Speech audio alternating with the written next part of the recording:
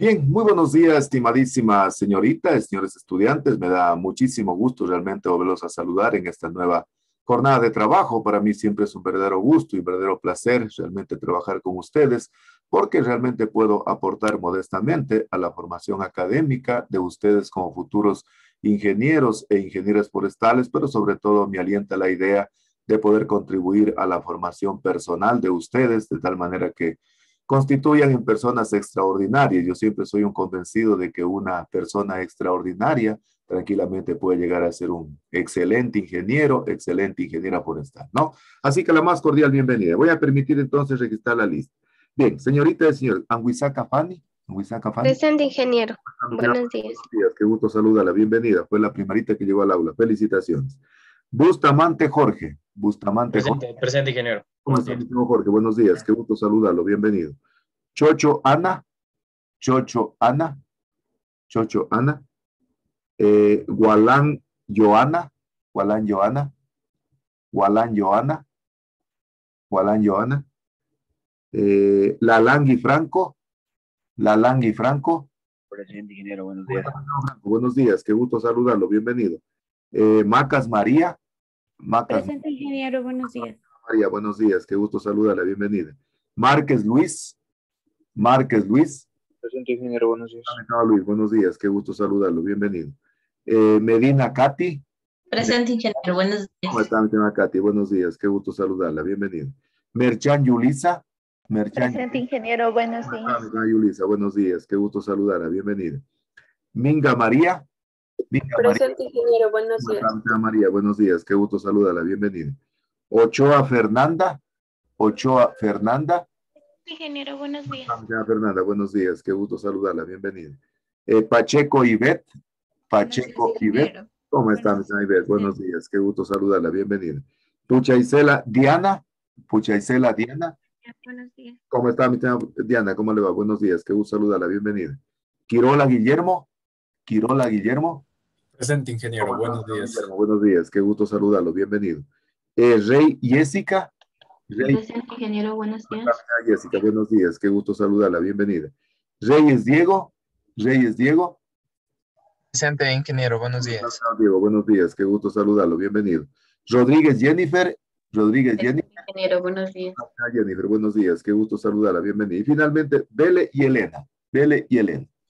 Ingeniero, la compañera me comunicó que se le había cortado el internet recién, que ya se conectaba. Ya, perfecto, muy bien, no hay problema. Bien, entonces, por favor, Jessica, las dos compañeras que faltan, que me justifiquen la falta. Yo siempre digo de que la tecnología no puede ser jamás un óbice, un pretexto para que se puedan quedar sin participar, mucho menos para que eso realmente sea una causante para que puedan disminuir en su rendimiento académico, ¿no? Bien, entonces la más cordial bienvenida a esta nueva actividad académica del día de hoy. Vamos a revisar la planificación académica de la asignatura.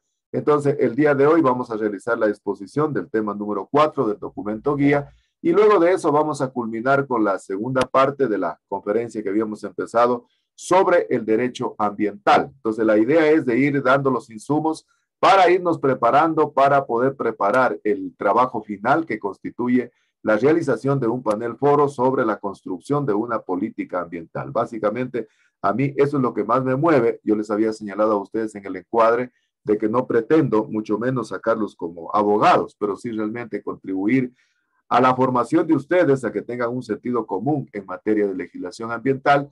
Y justamente la idea de preparar un panel foro es con la finalidad de tratar de condensar en esa actividad académica todos los contenidos que vayamos adquiriendo entonces a lo largo de la asignatura, ¿no? Bien, entonces, solo una recomendación, por favor. Nuevamente les vuelvo a insistir en la necesidad de participar en los foros, ¿no? A mí me da una pena grande cuando veo que los estudiantes no participan y se quedan prácticamente sin calificación. Igual ahorita ya veo que se cerró la plataforma. En la mañanita, antes de las 7 de la mañana, yo estoy sentado aquí revisando las tareas y vi que había una tarea enviada como borrador y lamentablemente pues como borrador, yo ni siquiera sé de quién es, ¿verdad? Porque realmente a mí me llega, pues ahí veo que solo dice, hay una tarea enviada como borrador, entonces inmediatamente yo les comuniqué a ustedes para que la vuelvan a subir. Por favor, tengan la precaución cuando suben las tareas de que la tarea sea subida para ser calificada. Si la tarea no le dan ustedes el ok para ser calificada, pues se sube como borrador. Y borrador significa que, ¿qué quiere decir borrador, verdad? Significa que el usuario del EVA todavía quiere hacerle a un ajuste a la tarea, quiere hacerle alguna modificación, alguna rectificación, alguna corrección a la tarea y luego subirla. Entonces, eso prácticamente significa subir una tarea como borrador. Entonces, cuando una tarea se sube como borrador, no le llega al docente, ni siquiera uno sabe de quién es esa tarea. Entonces, lamentablemente, ya había hasta hace un momentito, todavía vi que esa tarea estaba subida como borrador y lamentablemente pues se queda sin calificación. Miren, son 4 puntos que definitivamente ustedes los van perdiendo. Entonces, yo les ruego por favor que tengan más cuidado al respecto. Ustedes saben que estamos trabajando en una enseñanza online, en una enseñanza de teletrabajo, donde prácticamente pues hay que tener mucho cuidado con la cuestión mecánica. Ustedes saben que los equipos informáticos y los programas informáticos son innovaciones que les van haciendo los seres humanos, las personas, y funcionan de manera mecánica, es decir, así como se aperturan, así se cierran de manera automática y por lo tanto entonces tengan cuidado, porque al respecto prácticamente nosotros no podemos hacer absolutamente nada. Nosotros prácticamente la tecnología, todo la vienen manejando desde la UTI, desde la universidad, y nosotros lo único que hacemos es administrar cada una de nuestras asignaturas, pero más de eso no podemos hacer. Así que yo les ruego, por favor, de la manera más respetuosa y con medida que tomemos en cuenta aquello, ¿no? Bien, quisiera pedirle a María Cristina, que es mi asistente de cátedra, que me diga cómo están los resultados del ranking para comenzar entonces las exposiciones. Recuerden que la idea del ranking es tratar de incentivar a los estudiantes para comenzarnos a superar académicamente. Fíjense, ustedes están en una situación bastante importante en la formación académica como futuros ingenieros e ingenieras forestales, en donde hay que tratar ya de irse preparando para lo que va a constituir su trabajo de investigación de tesis. Justamente el día de ayer, yo les decía a los estudiantes de 9º ciclo que fue un día histórico para ellos, porque expusieron por primera vez su primera matriz de investigación. Estaba conformada por el título, el objetivo general y los objetivos específicos. Y creemos sinceramente que eso les ha consumido una gran cantidad de trabajo intelectual. Definir el título y definir los objetivos de acuerdo a las reglas como manda el método científico se vuelve un poco complicado cuando uno generalmente no tiene un ejercicio, por ejemplo, de leer, de poder escribir, y siempre se vuelve complicado porque a veces nos acostumbramos solo a hacer control C, control V, ¿no? Y lógicamente ayer expusieron por primera vez, yo les decía que por primera vez tal vez en la formación académica como estudiantes de la carrera de Ingeniería Forestal, sea la primera vez que exponen un trabajo que les interese de manera personal, porque ahí es cuando empieza el proceso de la graduación, ahí es cuando empieza el proceso ya para poderme titular como ingeniero e ingeniera forestal. Así que justamente la idea de las exposiciones que hacemos es con la finalidad de que los estudiantes vayan creciendo académicamente. Eso es lo que a mí me motiva, es lo que a mí me mueve, es lo que yo quiero de mis estudiantes y por eso los incentivo a que traten de prepararse de la mejor manera. Uno aquí en la universidad, en el aula, está para equivocarse, pero en la vida profesional realmente uno no puede equivocarse. Yo por eso siempre digo que la diferencia que existe entre un estudiante y un profesional es de que el estudiante toma generalmente decisiones de carácter académicas que pueden afectar en su rendimiento académico, no sé, 1 punto, 2 puntos, 3 puntos, etcétera, etcétera. Lo peor que le puede pasar tal vez que repruebe una asignatura. Pero ya en la vida profesional, las decisiones son profesionales y pueden implicar, qué sé yo, que sea despedido de la institución o que sea ascendido o que sea promovido o que sea incentivado económicamente. Y por lo tanto, entonces estamos aquí en la universidad para comenzar a tomar decisiones académicas que vayan a repercutir en el futuro en decisiones profesionales. Pero con el más absoluto humildad, con el nivel más bajo, que yo siempre digo, si es bajo cero, mejor, ¿verdad? Yo siempre digo de que los seres humanos, mientras más humildes somos, realmente tocamos más los pies sobre la tierra, pero ser humilde, recuerden que no significa ser pobre, ser humilde significa ser la misma persona en épocas de abundancia como en épocas de pobreza. Ser la persona amable, hospitalaria, qué sé yo, amorosa, culta, respetuosa, que es de fundamental importancia. Y justamente estamos en un lugar en donde necesitamos de aquello, ¿no? Bien, entonces, no sé, María Cristina, si me puede informar, cómo están entonces los resultados del ranking, cuántos puntos tiene el grupo 1, el grupo 2, grupo 3, grupo 4 y grupo 5, porque de inmediato entonces comenzamos las exposiciones. Tenga la bondad, María Cristina, por favor. Disculpe, le digo el promedio entre las dos. Los promedios, el promedio final. ¿Cuánto estamos cuánto es la nota que fueron alcanzando en la última exposición? Ya, grupo 1 tiene 1.57. ¿Ya? Grupo 2, 1.59. ¿Ya? Grupo 3, 1.59. ¿Ya? Grupo 4, 1.57. Y grupo 5, 1.57. Muy bien, entonces el grupo 2 y 3 con 1.59 están liderando el ranking. Entonces vamos a iniciar las exposiciones del día de hoy. Yo siempre digo que una exposición generalmente es la carta de presentación de un profesional. Y para el auditorio, la mejor forma de respetar a mi compañero o compañera es escuchándolos, ¿no? Así que me voy a permitir entonces que para que compartan pantalla los compañeros del grupo número 1, para que pongamos entonces la presentación para dictar el orden de las exposiciones. ¿Quién sabe controlar el tiempo? ¿De quién es el que sabe controlar el tiempo? ¿Quién controla el tiempo? Yo, ingeniero. A ver, controla el tiempo. Guillermo, ¿no? Sí, ingeniero. Ya, y el otro compañero cuando expone Guillermo, ¿quién controla? Yo, ingeniero, yo. Diego. Ya, Diego, ¿no? Diego. Muy bien. Bien, entonces, vamos entonces a iniciar la exposición desde el día de hoy. Vamos a empezar entonces de manera ascendente. ¿Quién empezaría de manera ascendente? ¿Quién empezaría? ¿Quién empieza de manera ascendente? Ingeniero, solo estamos dos compañeros. A ver, está sería entonces. yo. A ver, entonces sería Jorge y sería Fanny. En ese orden, por favor, tenga la bondad. Corre tiempo, mi estimado Guillermo. Tenga la bondad, por favor. Ya, buenos días, ingeniero. Buenos días, compañeros. Nosotros vamos a exponer lo que es el tema del marco legal de la biodiversidad. Somos en sí el subtema 1, integrado por la compañera Fania Winsaca, mi persona Bustamante Jorge, Chocho Ana y Walan Joana.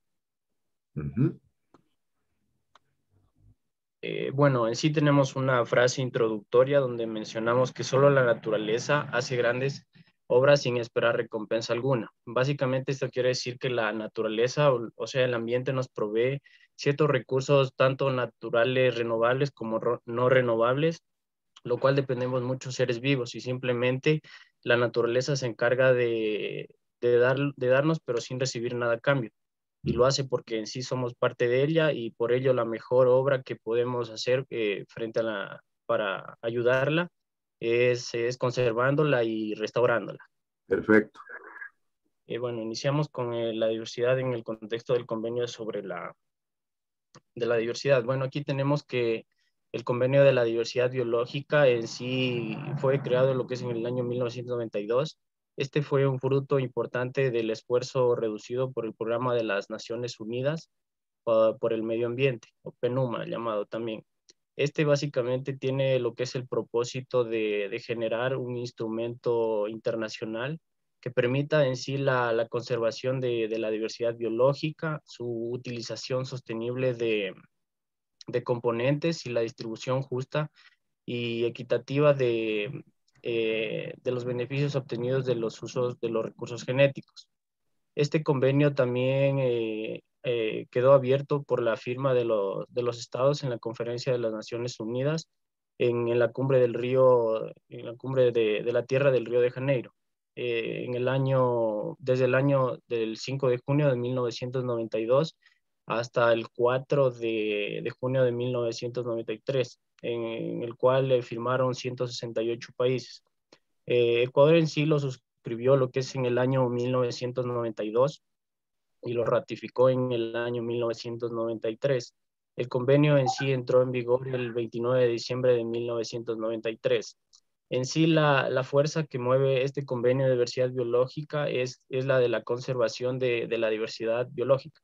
Es interés común de toda la humanidad. En sí, esta visión se recoge en lo que es en el Plan Estratégico para la Diversidad Biológica del 2011 al 2020, las metas Aichi, en donde en sí adoptaron como misión tomar ciertas medidas urgentes y necesarias para determinar en sí lo que es la pérdida de la biodiversidad biológica a fin de asegurar para lo que es el año 2020 los ecosistemas sean resilientes, o sea, vuelvan como su estado inicial, o sea, tengan sus mismas características como el estado inicial y sigan suministrando ciertos servicios ambientales, esenciales, perdón, asegurando también de este modo la variedad de vida del planeta y contribuyendo al bienestar humano.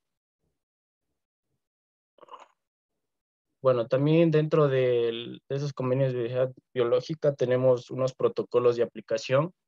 Tenemos el protocolo de Cartagena y el protocolo de Nagoya. El protocolo de Cartagena habla sobre la seguridad de la biotecnología del convenio sobre diversidad biológica. Este en sí busca asegurar lo que es la manipulación, el transporte y el uso seguro de organismos modificados, que en sí resulten de lo que es una aplicación de tecnología moderna y que pueda tener efectos adversos en la diversidad biológica. También considerando lo que es al mismo tiempo posibles riesgos para la salud humana. En sí este protocolo, bueno, Ecuador lo ratificó el 7 de noviembre del 2002. También tenemos otro protocolo que es el protocolo de Nagoya. En sí, este habla sobre lo que es el acceso a los recursos genéticos y participación justa y equitativa en los beneficios derivados de su utilización. Este protocolo en sí fue adoptado por la Conferencia de las Partes en el Convenio sobre la Diversidad Biológica. Bueno, Ecuador en sí es uno de los países suscritos a este protocolo, pero aún en sí no lo ratifica. Cabe recalcar que lo que es el Ministerio del Ambiente está impulsando por su ratificación de este instrumento internacional. La ratificación en sí se encuentra siguiendo un trámite en lo que es la Asamblea Nacional.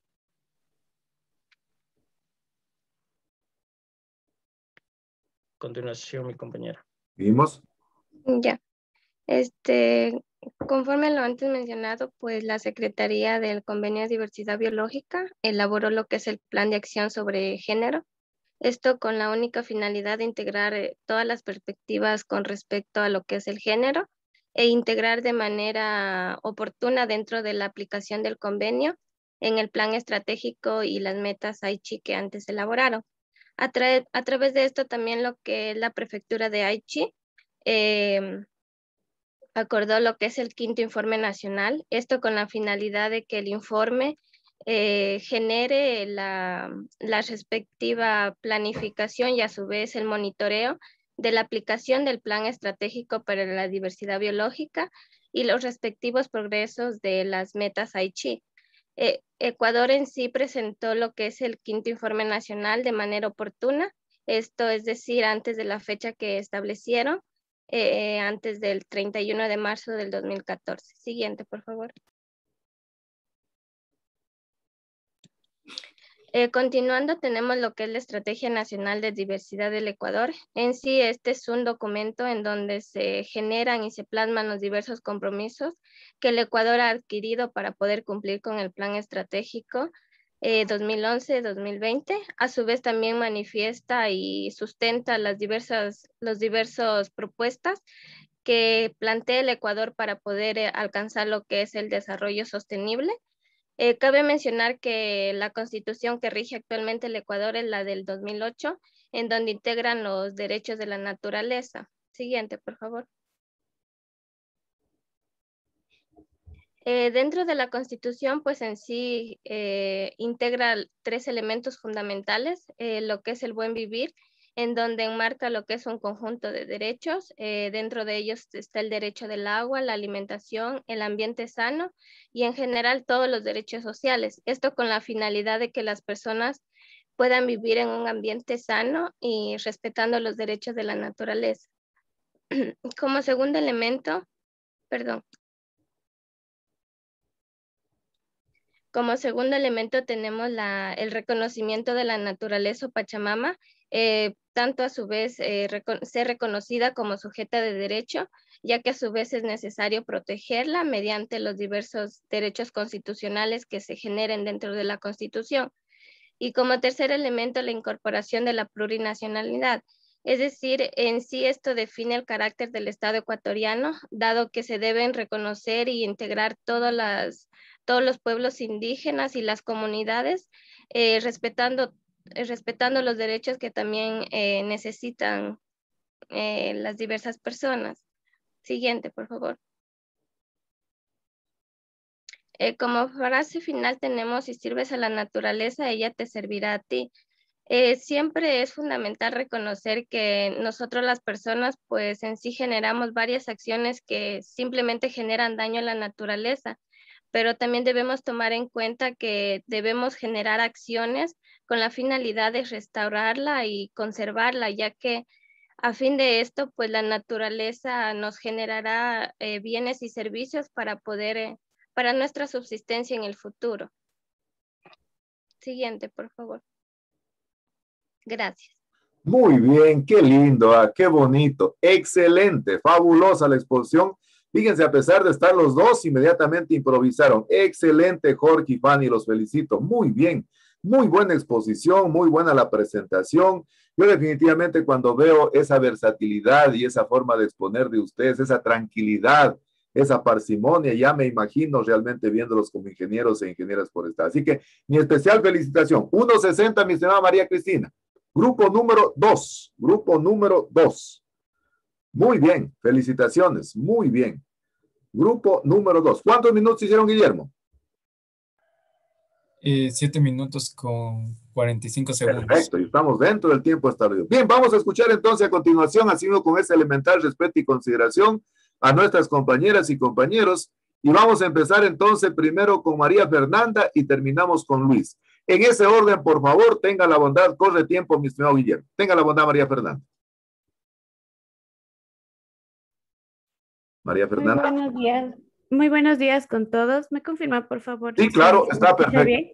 Perfecto, mi estimada María Fernanda. Perfecto. Buenos días con todos. Nosotros somos el grupo número 2, el mismo que está conformado por Katy Medina, Franco Lalangui, Luis Márquez y mi persona, María Fernanda Macas.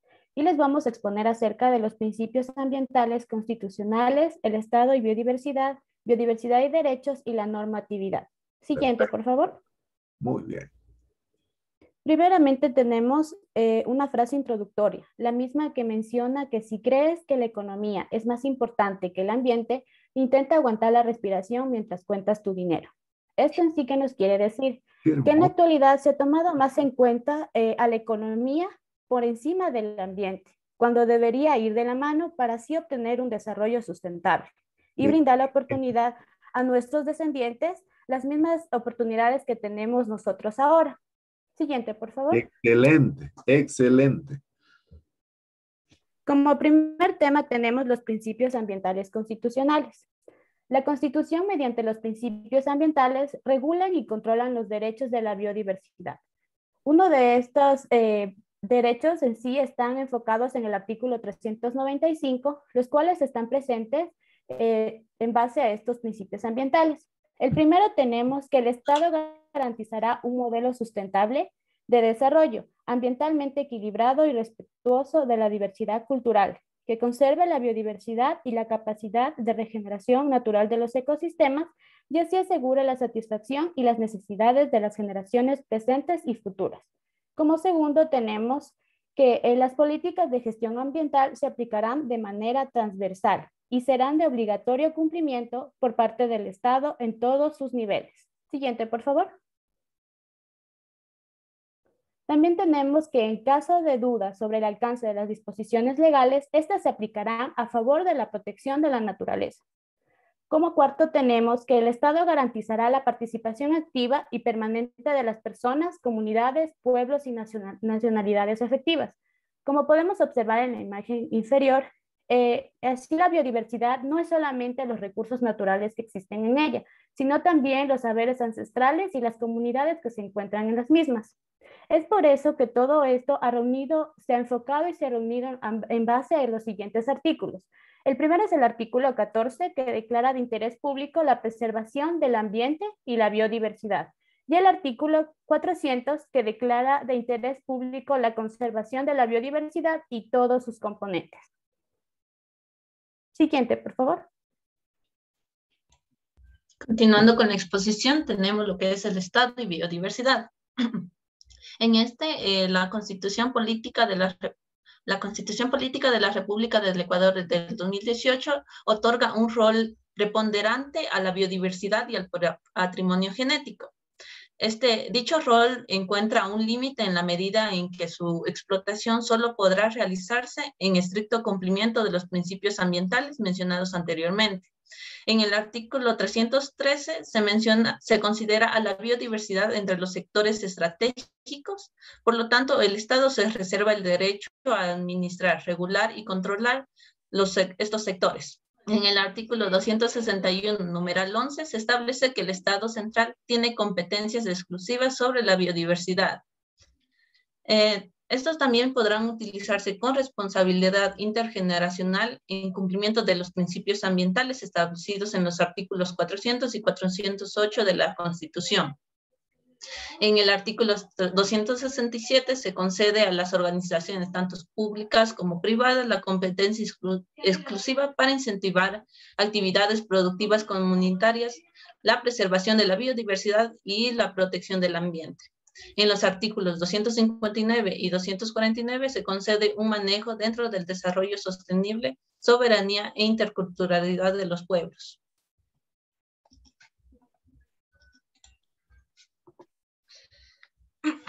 Continuando, tenemos el Estado con el Estado y biodiversidad, se nos menciona el Código Orgánico de la Organización Territorial, Autonomía y Descentralización, COTAD, en el que se aclara que la rectoría y la definición del modelo de gestión de cada sector estratégico corresponde exclusivamente a los gobiernos centrales.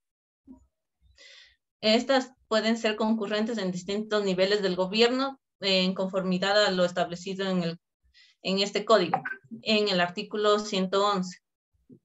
También en el artículo 405 se establece que el Sistema Nacional de Áreas Protegidas, conocido como SNAP, es la principal estrategia de conservación para los subsistemas de gobernanza y rectoría de regulación del Estado, así como para proteger y gestionar la biodiversidad que se almacena en estas áreas.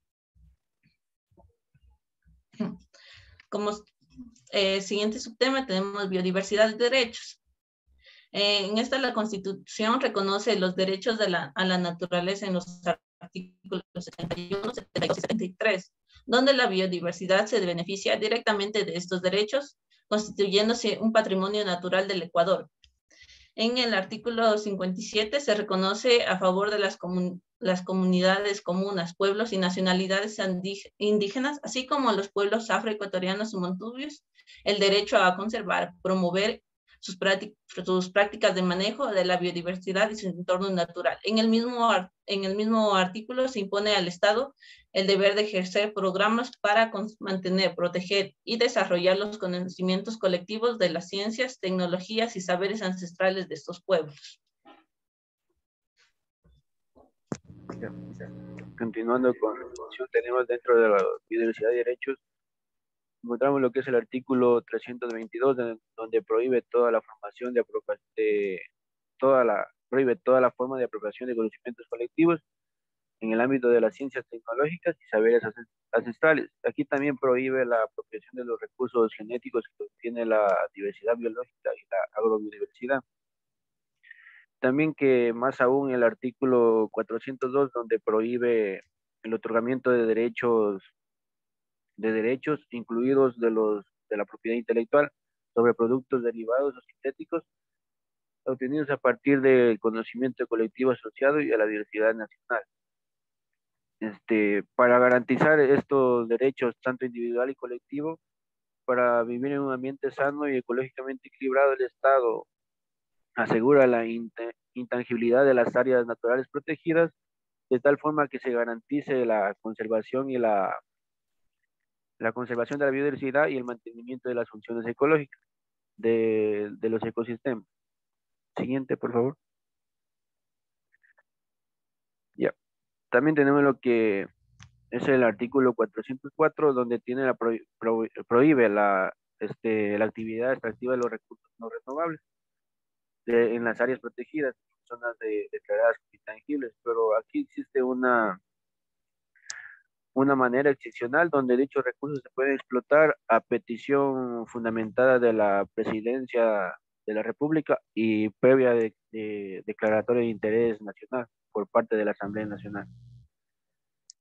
También tenemos lo que es el artículo 281, donde la soberanía alimentaria constituye un objetivo estratégico y una obligación al Estado para garantizar las personas, comunidades pueblos y nacionalidades alcancen la Minutos, chicos. autosuficiencia del Estado, entre otras, para promover la preservación y la recuperación de la agrobiodiversidad. Siguiente, por favor. Ya. Como siguiente subtítulo tenemos la normativa en torno a conocimientos tradicionales y biodiversidad. Los conocimientos tradicionales también se denominan saberes tradicionales. Estos constituyen un cúmulo de comunicación y experiencias que han sido transmitidos en forma oral y de generación en generación. Tenemos que eso se transmite entre miembros de las comunidades y sociedades que son de tradición. Han constituido un aporte importante a la ciencia y a la tecnología. Su modo de transmisión ha sido informal y han tenido por finalidad resolver los problemas que son de la sociedad. Bien, continuando con la normatividad en torno a los conocimientos tradicionales y biodiversidad, pues tenemos que con la suscripción de nuestro país al Convenio de la Diversidad Biológica, emergió el concepto de soberanía sobre los recursos genéticos y bajo esto, pues dentro de nuestra Constitución están planteados los artículos 15, 16 y 19, que dentro del Convenio de la Diversidad Biológica destacan las nociones centrales del Sistema Internacional de Regulación de los Recursos Genéticos. De igual manera, desde el ámbito de la propiedad intelectual establecido por la OMPI, que es la Organización Mundial de la Propiedad Intelectual, pues Ecuador está participando activamente a través del Instituto Ecuatoriano de Propiedad Intelectual. Y también es importante mencionar otros instrumentos internacionales, como es el Convenio para la protección de las variedades de plantas y también la esfera de comunidad andina. Siguiente, por favor. Bien.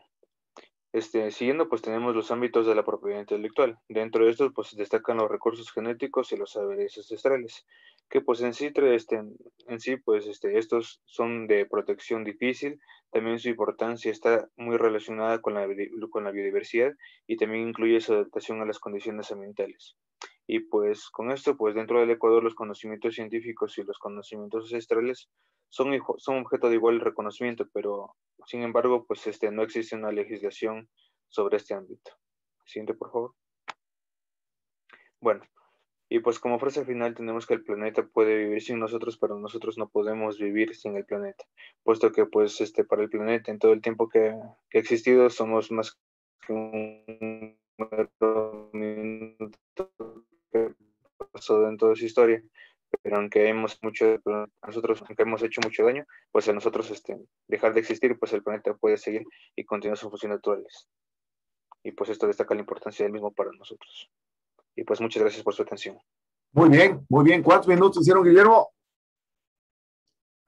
Guillermo. 9 minutos 56. Perfecto, muy bien, felicitaciones, muy bien, muy buena exposición, muy buena presentación. Me encantó la frase inicial, incluso la voy a tomar como una frase de ustedes para yo poderla trabajar en las otras clases. Qué extraordinario, ¿no? Es decir, combinar la cuestión ambiental con la cuestión económica. Me hizo acuerdo de la frase que le dijo el señor Pérez, Yacu Pérez, cuando le dijo al vicepresidente de que definitivamente se podía vivir sin celular, pero no se podía vivir sin agua, ¿no? Qué interesante.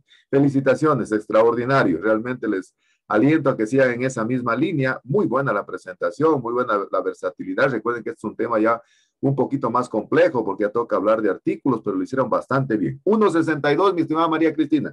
Grupo número 3, haciendo con ese especial respeto, consideración y cariño que nos tenemos acá en el aula. Recuerden que aquí en el aula virtual somos una familia, ¿no? Somos una familia forestal en donde prácticamente todos estamos aprendiendo. Y la mejor forma de testimoniar el respeto, el aprecio, el cariño es escuchando. A ver, grupo número 3, por favor, maximicemos la presentación en la pantalla para de esa manera continuar con las exposiciones en el tiempo establecido. Entonces, maximicemos la presentación para ver la carátula, por favor. Quiero ver para dictar el orden de las presentaciones. Entonces, vamos a empezar entonces con Ivette y terminamos con Yulisa. En ese orden, por favor, tenga la bondad, corre tiempo, mi señor Guillermo. Ivette, por favor. Buenos días, ingeniero. Buenos días, compañeros. Nosotros somos el grupo número 3 y está conformado por Yulisa Merchán, Cristina Minga, Fernando Ochoa y mi persona, Ivette Pacheco. Siguiente, por favor.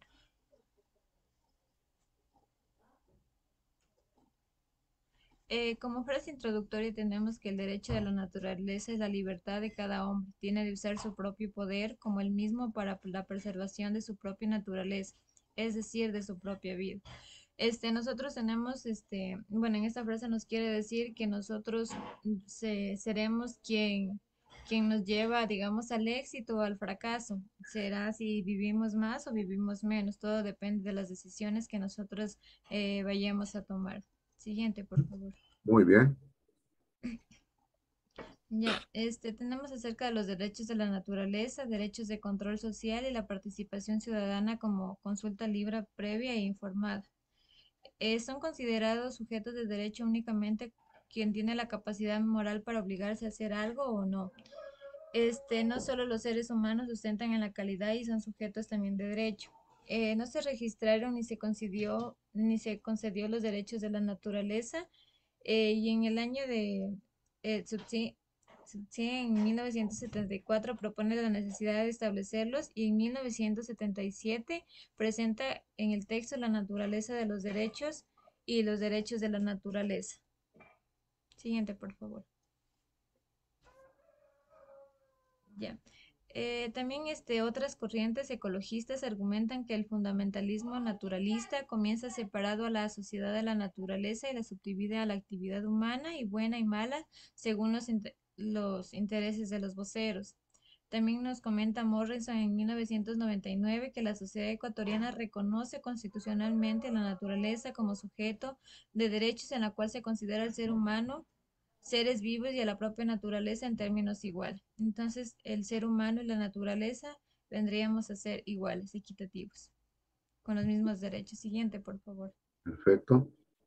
En la Constitución ecuatoriana, en el 2008, reconoce a la naturaleza como sujeto de derecho y ahí se desgregan nuevas disposiciones constitucionales y legales estrechamente ligadas al derecho ambiental, pues la sociedad en general no puede permitir que la protección de los derechos de la naturaleza sirva como una excusa para disminuir el nivel y que exista protección de la naturaleza.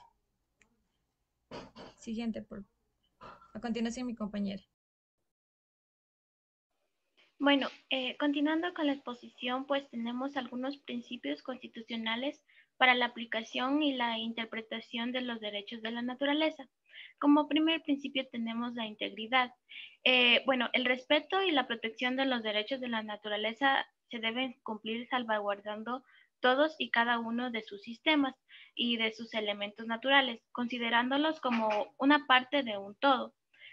Como segundo principio tenemos la prevención, que quiere decir que toda decisión de proyecto o actividad que genere algún impacto o afecciones en la naturaleza, pues debe contar con estudios técnicos para prever medidas efectivas que demuestren que se va a dar un manejo adecuado de los recursos naturales de la naturaleza.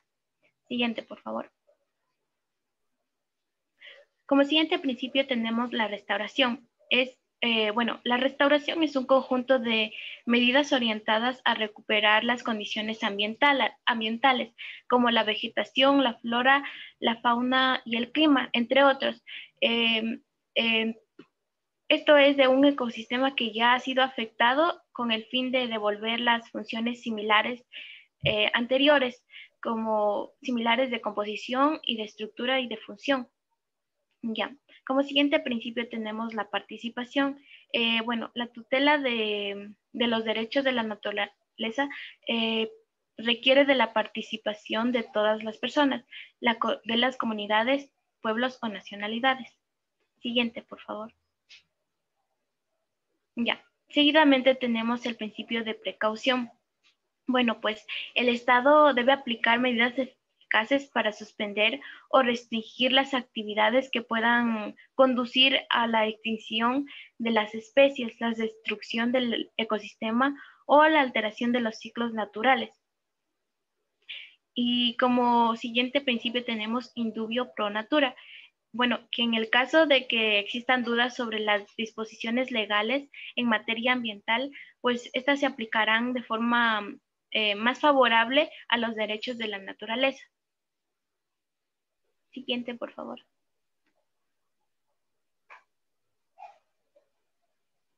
Bueno, a continuación mi compañera.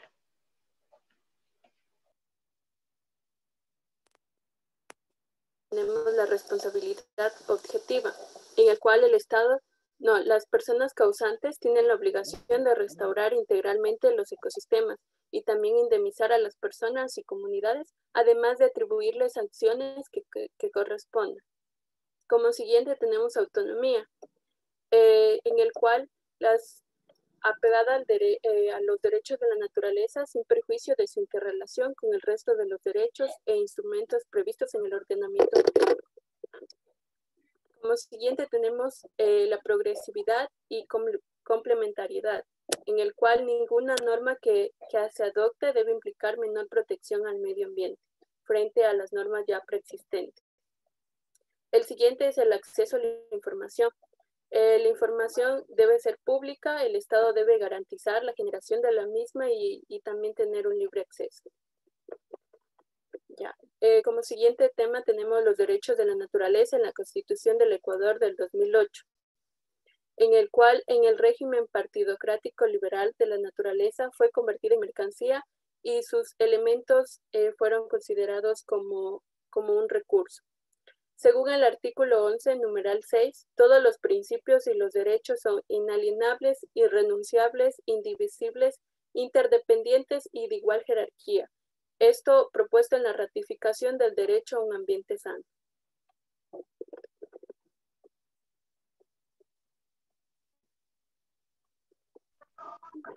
Tenemos también que la materialización de las restricciones constitucionales implican continuar enfrentando nuevas y complejas demandas normativas, institucionales y de políticas públicas.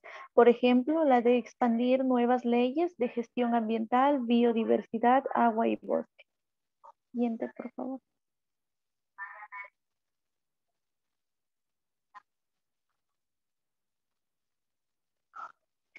Tenemos que los nuevos principios ambientales constitucionales más relevantes en la Constitución del Ecuador del año 2008 se indican a continuación. Por ejemplo, la actitud ética ante la naturaleza, en el artículo 10, titulares de derecho, artículo 14, la población, artículo 71, derechos de la naturaleza, artículo 72, derechos a la restauración, artículo 319, derechos al buen vivir, artículo 394, subsidiariedad. Siguiente, por favor. Tenemos también los principios indubio, pro naturaleza y los derechos colectivos. Dentro de los principios de indubio pro naturaleza tenemos el artículo 394, naturaleza y ambiente, artículo 395, principio de transversalidad, artículo 396, principio precautorio, artículo 73, medidas de precaución, artículo 396, responsabilidad objetiva de daños ambientales, artículo 397, principio de subsidiariedad, artículo 397, inversión de la carga de prueba.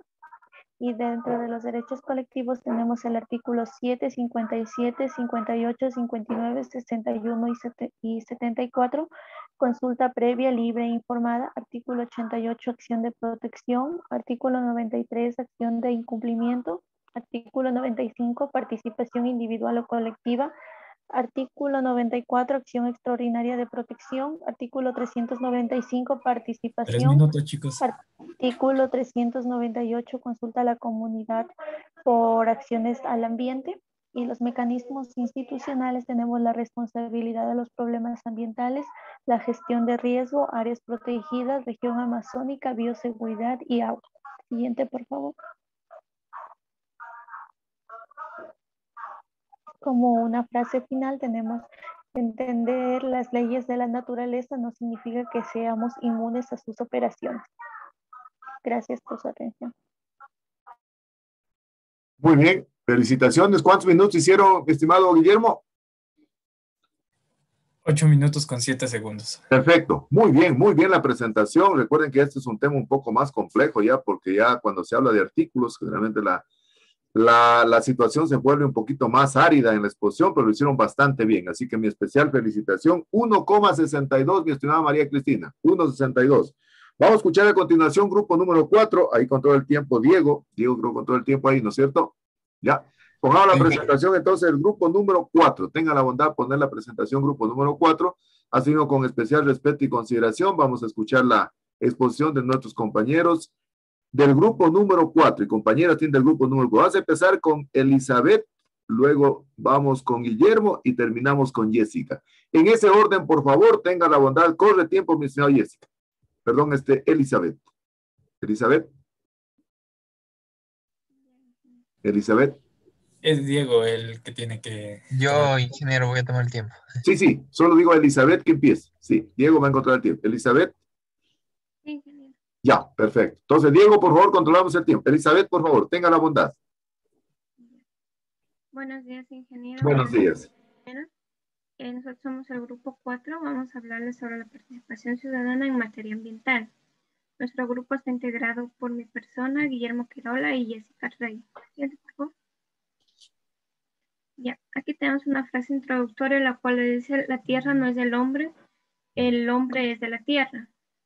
Lo cual nosotros como humanos tenemos que gracias al planeta tenemos que nos brinda bienes y servicios, y que sin la naturaleza no somos nada. Siguiente, por favor. Ya, la participación ciudadana en materia ambiental.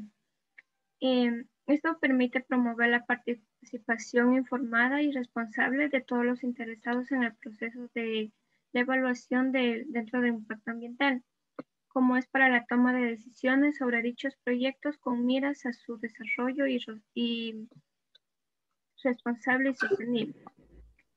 Para ello plantea 3 requisitos fundamentales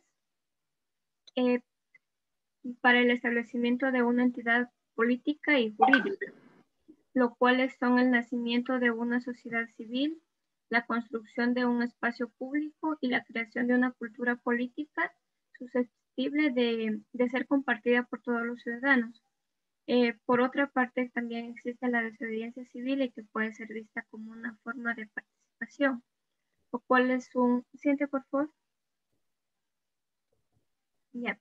Dentro de aquí tenemos la desobediencia civil, lo cual es un dispositivo simbólico que produce efectos fundamentales, planteando demandas democráticas a lo que son a las instancias políticas y a la sociedad, en general en situaciones caracterizadas por el predominio de proyectos elitistas y también lo que son abusos al poder. Así también tenemos la resistencia a la opresión.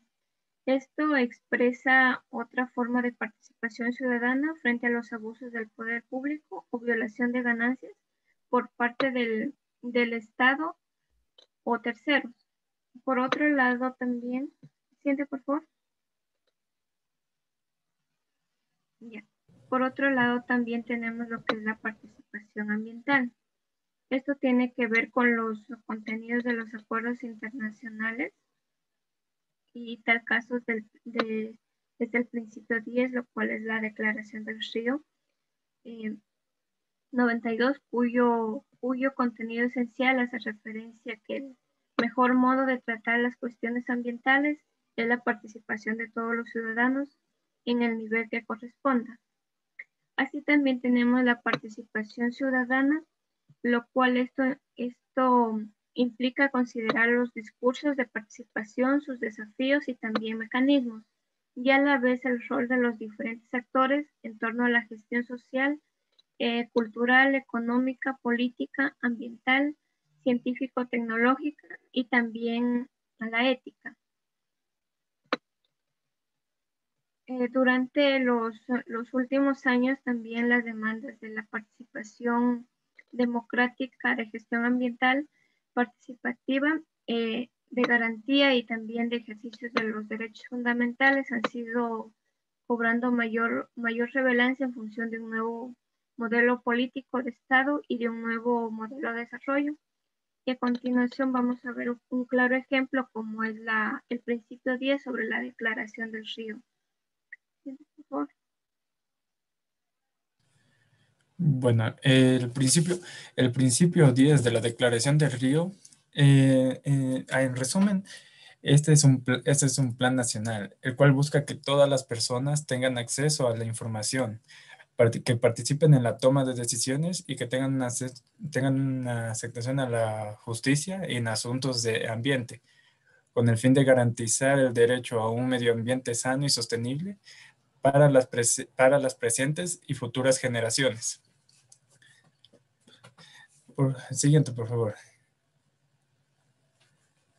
Bueno, en la siguiente tenemos el Estado ha comenzado a impulsar los cambios en las constituciones y normativas regulatorias, las cuales están respaldadas por especificaciones e instrumentos técnicos que coadyuvan a la participación de la sociedad civil. Prenderame la camarita, Guillermo. Prenderame la camarita. Ah, ya. Disculpe, pensé que estaba encendida. Civil en general y las comunidades y los pueblos indígenas. De la misma manera, esto existe en la Ley de Gestión Ambiental, la cual en el artículo 28 prescribe que toda persona natural o jurídica tiene el derecho a participar en la gestión ambiental a través de los mecanismos para el derecho establezcan en el reglamento, entre los cuales se incluyen consultas, auditorías públicas, iniciativas, propuestas o cualquier otra forma de asociación entre los sectores tanto público como privado. Siguiente, por favor.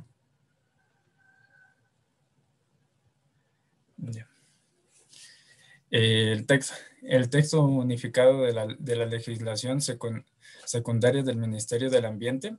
Este establece las políticas ambientales de carácter obligatorio y en los mecanismos de la participación ciudadana. Y en el artículo del Ministerial 106, que establece los lineamientos necesarios para definir el sistema descentralizado de la gestión ambiental.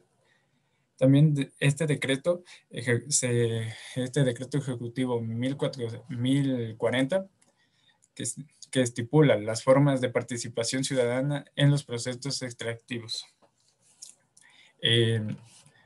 La Constitución prescribe los derechos colectivos especiales para las comunidades, pueblos y nacionalidades indígenas. Esto incluye tanto los pueblos afroecuatorianos y pueblos montubios, lo cual incluye el derecho de las consultas libres, previas e informadas sobre los planes y programas propuestos de explotación y comercialización tanto de los recursos no renovables que se encuentran en la tierra.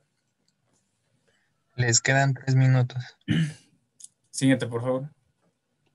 Bueno, como siguiente tema tenemos la consulta. Con esto nos hacemos una pregunta que la consulta es obligatoria y la consulta sí es obligatoria y la cual se debe realizar de manera oportuna por las autoridades competentes.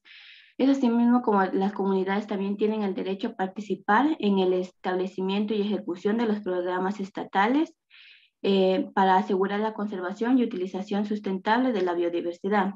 Además de esto, la Constitución debe exigir que la consulta sea que la comunidad sobre los temas ambientales se lleguen a cumplir de acuerdo a los instrumentos internacionales de los derechos humanos. Es asimismo como las comunidades indígenas tienen el derecho a la protección adicionales garantizadas por los instrumentos legales internacionales.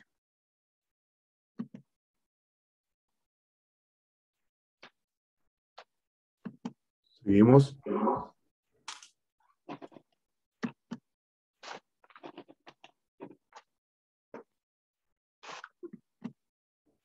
Bueno, como siguiente tenemos los mecanismos de participación social. En esto se cuenta con 6 mecanismos, los cuales tenemos la audiencia pública, la cual es una instancia de participación habilitada por las autoridades responsables, ya sea por iniciativa propia o por pedido de las comunidades. Asimismo, tenemos los cabildos populares, los cuales son instancias de participación a través de sesiones públicas abiertas y en cuanto a la silla vacía o silla abierta, Esta se refiere al mecanismo de participación ciudadana en los órganos legislativos locales con voz y voto. Jessica, préndame la camarita, por favor. Ingeniero, es que si la prendo se me... Ya. Cuelga Sí. la esta. Siga nomás.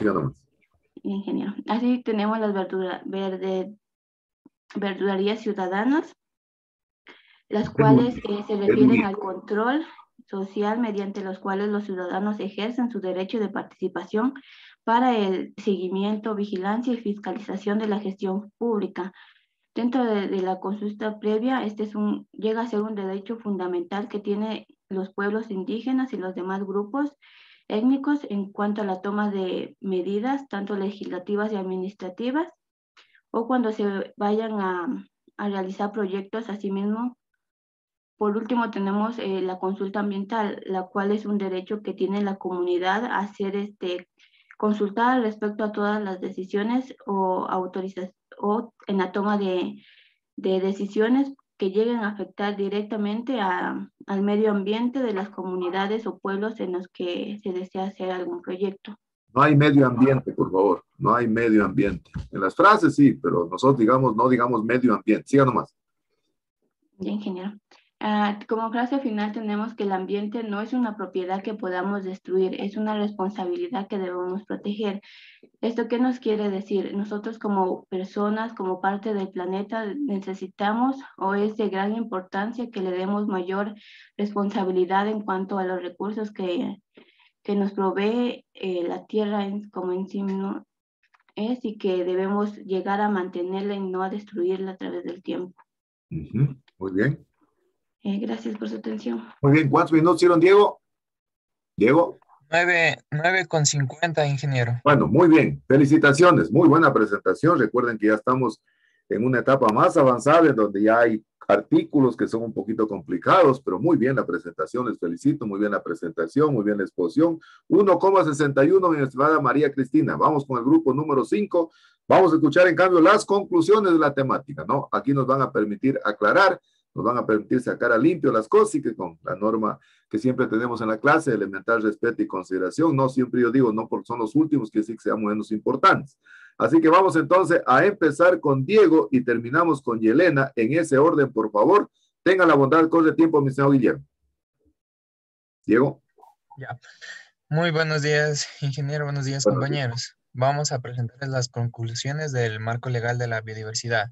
Estamos integrados por mi persona, Jennifer Rodríguez y Yelena Vélez. Siguiente, por favor.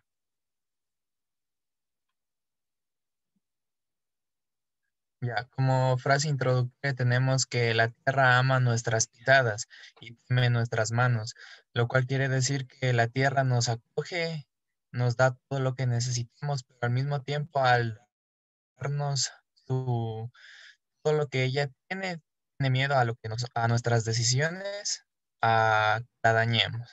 Siguiente, por favor. Ya. Empezamos con las conclusiones. Primero tenemos el Convenio sobre la Diversidad Biológica en el Ecuador. Se ratificó en 1993 con el fin de tomar medidas efectivas para detener la pérdida de biodiversidad y que los ecosistemas sigan suministrando servicios esenciales, asegurando la vida en el planeta.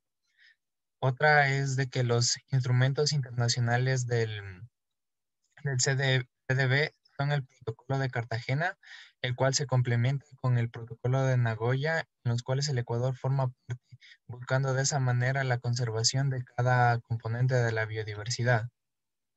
También la Estrategia Nacional de Biodiversidad en el Ecuador viene fundamentada desde el 2008, donde promueve el buen vivir como un instrumento para buscar la relación armónica con la naturaleza, reconociéndola como titular de derechos.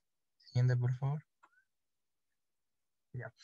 También tenemos que en la Constitución los artículos 71, 72 y 73 hacen énfasis en los derechos constitucionales de la humanidad frente a la naturaleza, y los artículos 318, 411 y 412 hacen mención al agua, y por último el artículo 57, numeral 8 y 12 engloban la incorporación de la plurinacionalidad. También los principios constitucionales del Ecuador vienen enmarcados en que el Estado garantice un modelo sustentable de desarrollo, exista una gestión ambiental que se aplique de manera transversal. De igual manera, se garantiza la participación activa de las comunidades. También, debido a que el ambiente es de interés público, en el artículo 15 de la Constitución se declara de interés público la conservación del ambiente y cada uno de sus componentes. Siguiente, por favor.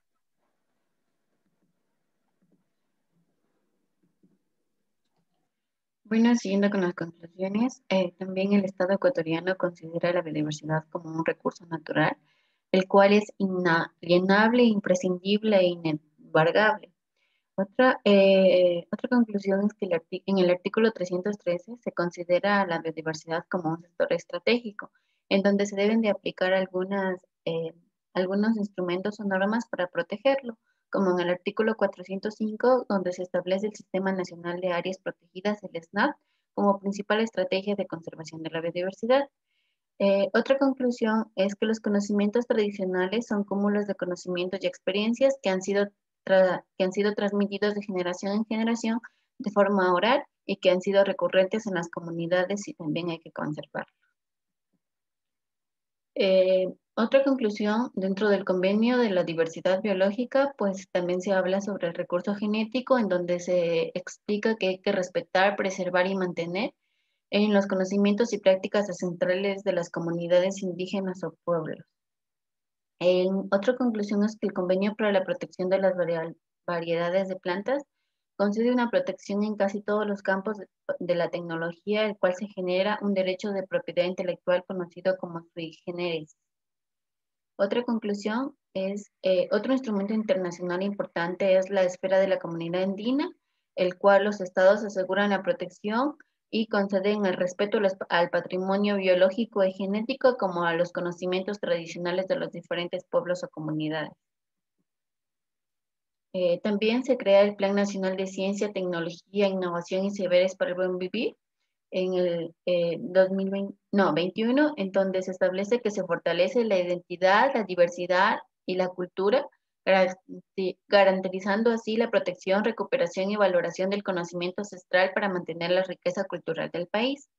Y también surge la preocupación planetaria por los graves problemas ambientales y se propone establecer derechos a la naturaleza, y Ecuador reconoce a la naturaleza como sujeta de derechos. Otra conclusión también está en que la Constitución del Ecuador, los derechos de la naturaleza en los estatutos del país, garantizan el carácter bioecocentrista que enfoca por la defensa del equilibrio ecológico y el reconocimiento de la naturaleza como sujeta de derechos.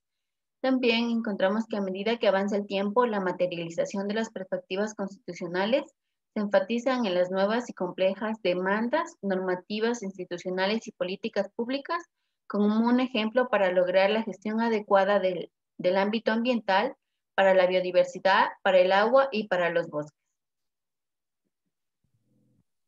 Siguiendo con las conclusiones, tenemos que para lograr establecer una entidad política y jurídica en cualquier país, se necesita lo que es 3 requisitos. El primero es el nacimiento de una sociedad civil, la construcción de un espacio público y como tercero es la creación de una cultura política susceptible de ser compartida por todos los ciudadanos. Otra forma de participación ciudadana es la resistencia a la opresión de los diferentes abusos del poder público, ya que se están vulnerando aquí prácticamente nuestros derechos.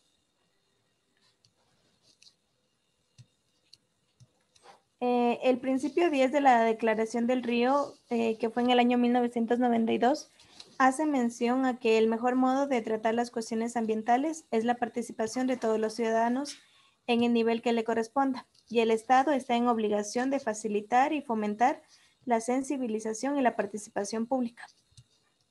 Y por última conclusión, tenemos que los derechos colectivos, que son especialmente para las comunidades, pueblos y nacionalidades, las cuales incluyen lo que es el derecho a la consulta libre, a estar informados y a ser partícipes en los programas de prospección, explotación y comercialización de los recursos no renovables que se encuentran en las tierras.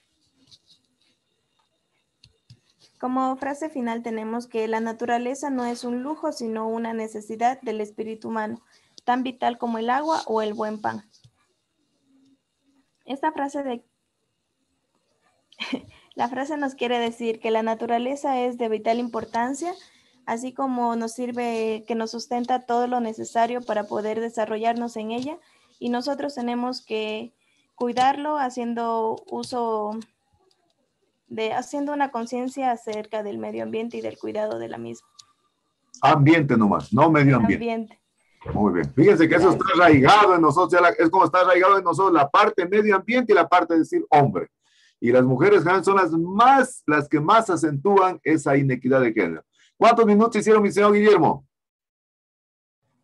6 minutos con 58. Perfecto. Felicitaciones. Extraordinaria exposición. Muy bien las conclusiones. Bien sintetizado. Así que mi especial felicitación a todo el grupo. Realmente hicieron un trabajo muy bueno. 1.62, María Cristina.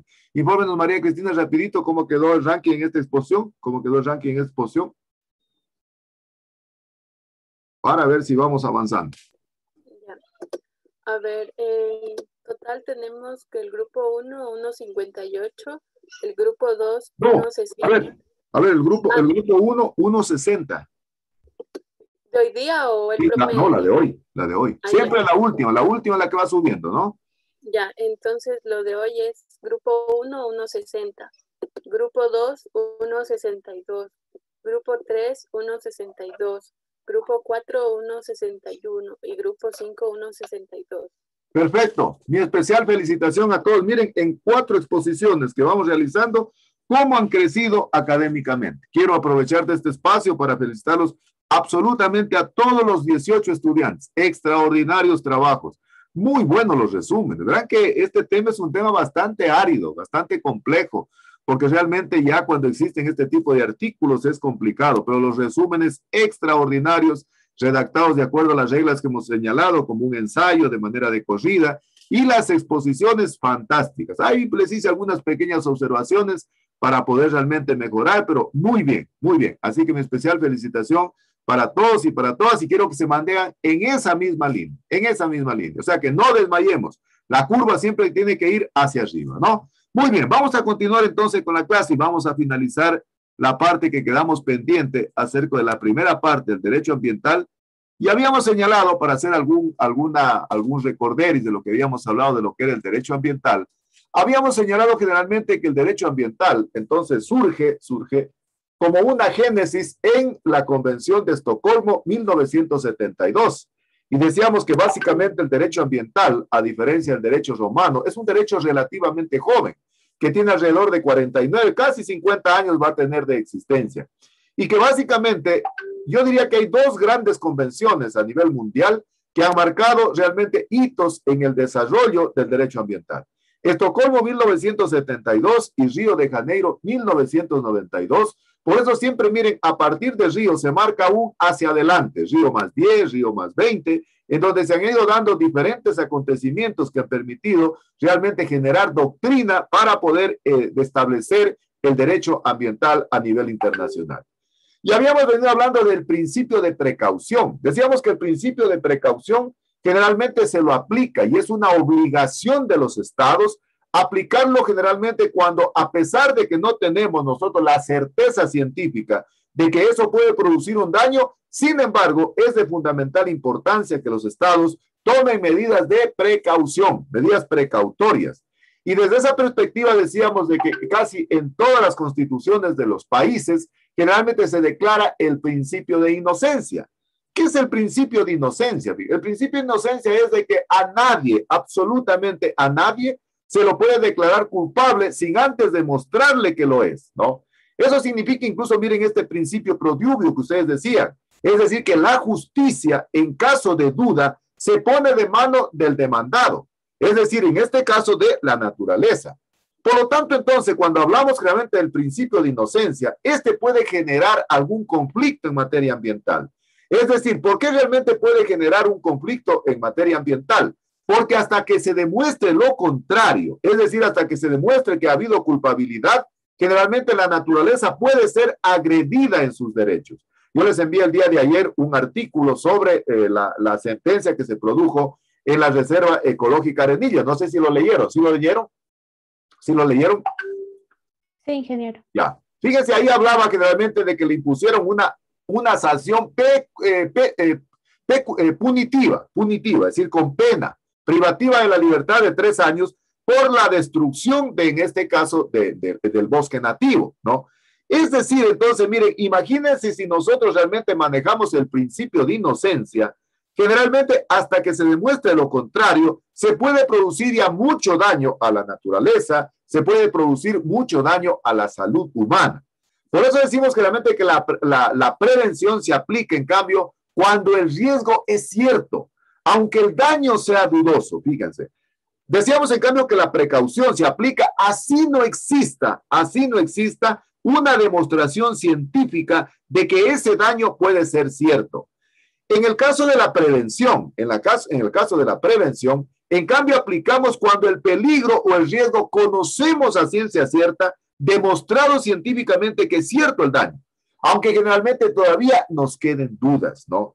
Entonces, miren, este principio de inocencia, que forma parte del principio de precaución, puede constituirse prácticamente en un riesgo para la naturaleza porque puede retardar las decisiones. Igual cosa que realmente eso significa que entonces la naturaleza quedaría en un estado de indefensión de manera inconsciente. ¿Qué quiere decir indefensión?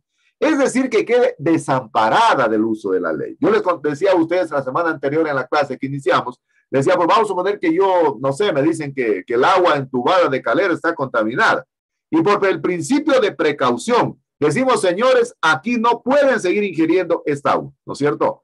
Pero si realmente no hacemos nada, es decir, si nosotros no hacemos nada para cambiar aquello, vamos a dejar en un estado de indefensión a la población de Calera. Es decir, la gente no va a saber qué hacer. Es decir, desde el punto de vista de precaución, generalmente el principio de inocencia es contraproducente cuando se toma una medida que favorezca a la naturaleza y la salud humana, porque se puede poner en riesgo y dejar generalmente inconscientemente en un estado de indefensión.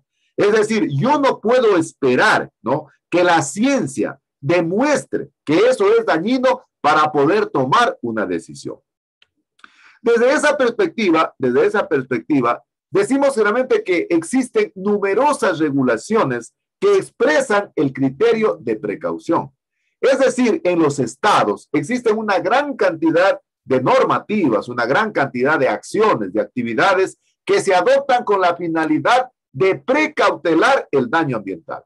Vamos a ver algunas de esas medidas que se pueden adoptar o algunas de las regulaciones que pueden adoptar los estados para de esa manera manejar el principio de precaución.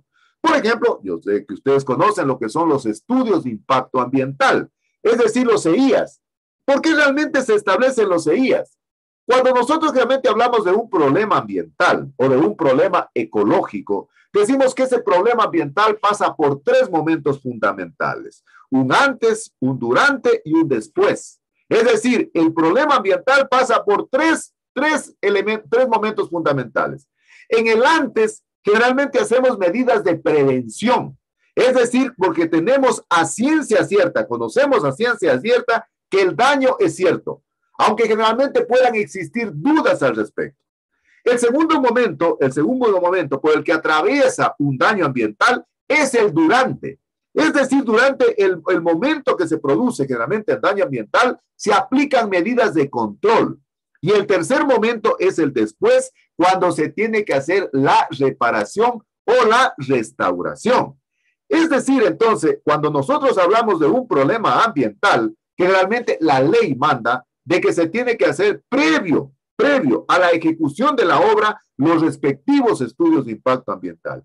Este tipo de estudios de impacto ambiental entonces forman parte de las regulaciones del criterio de precaución. Por eso realmente la Constitución, la Ley, me acuerdo, de gestión ambiental en su artículo 28 decía, toda obra que genere un impacto al ambiente debe contar del respectivo estudio de impacto ambiental. Entonces, el estudio de impacto ambiental, en definitiva, forma parte del criterio de precaución.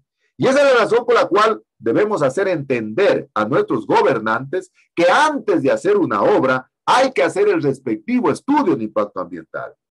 Yo me acuerdo hace algún tiempo, hace unos 4 años creo, en Malacatos hay una lavadora, la entradita de Malacatos. Yo estaba haciendo, me acuerdo, un sábado lavar mi carrito ahí. Y bueno, este señor es amigo mío. Y me decía, oye, mira, Víctor Hugo, me dice, hermano, sabes que han venido los del Consejo Provincial de Loja y me han dejado una notificación que tengo que hacer un estudio de impacto ambiental para la lavadora. ¿En qué es esto? ¿Cómo es? Le digo, mira, el estudio de impacto ambiental es para tomar las medidas de precaución. ¿Qué vas a hacer, por ejemplo, con el aceite quemado? ¿Qué vas a hacer con los filtros? ¿Qué vas a hacer con el agua que sale de, qué sé yo, producto de lo que lavan los vehículos? Y dice, ¿qué tengo que hacer? Pues tienes que consultar, tienes que, qué sé yo, contratar a un consultor ambiental, que puede ser un ingeniero forestal, una ingeniera forestal o un ambiental, para que te haga un estudio de impacto ambiental. ¿Cuál es el objeto del estudio de impacto ambiental? Tratar de reparar, tratar de remediar. Recuerden, decíamos claramente que en materia de contaminación ambiental, la contaminación no tiene hoja de vuelta. Es decir, yo no puedo andar por la vida que sigo destruyendo para poder pagar. Recuerden que decimos que el principio contaminador-pagador, claramente no saqué el principio que dice, si me la haces, me la pagas. No, claramente el principio contaminador-pagador, que vamos a ver en la siguiente clase, claramente dice que en materia de contaminación ambiental se tiene que hacerse cargo de los costes. Y decíamos que los costes ambientales son los gastos que genera la adquisición de un bien o de un servicio, que es diferencia al costo ambiental. El costo ambiental, en cambio, es el gasto que usted, es decir, es la inversión que usted hace para poder adquirir algo. Entonces, por ejemplo, vamos a poner, no sé, Jessica me presta su computadora o me presta su celular, y por A o B circunstancias, por una eventualidad de la vida, se me daña la computadora o el celular. Y yo digo, ¿sabe, Jessica? Le voy a comprar y le devuelvo. No, es ingeniero, yo quiero que me reponga el mismo. Yo quiero que me lo repare al mismo, porque no sé, la computadora o el celular es producto de una querencia o es producto, no sé, de un regalo que es muy simbólico para mí. Entonces, la reparación no se trata de pagar. La reparación se trata de reponer el daño ambiental.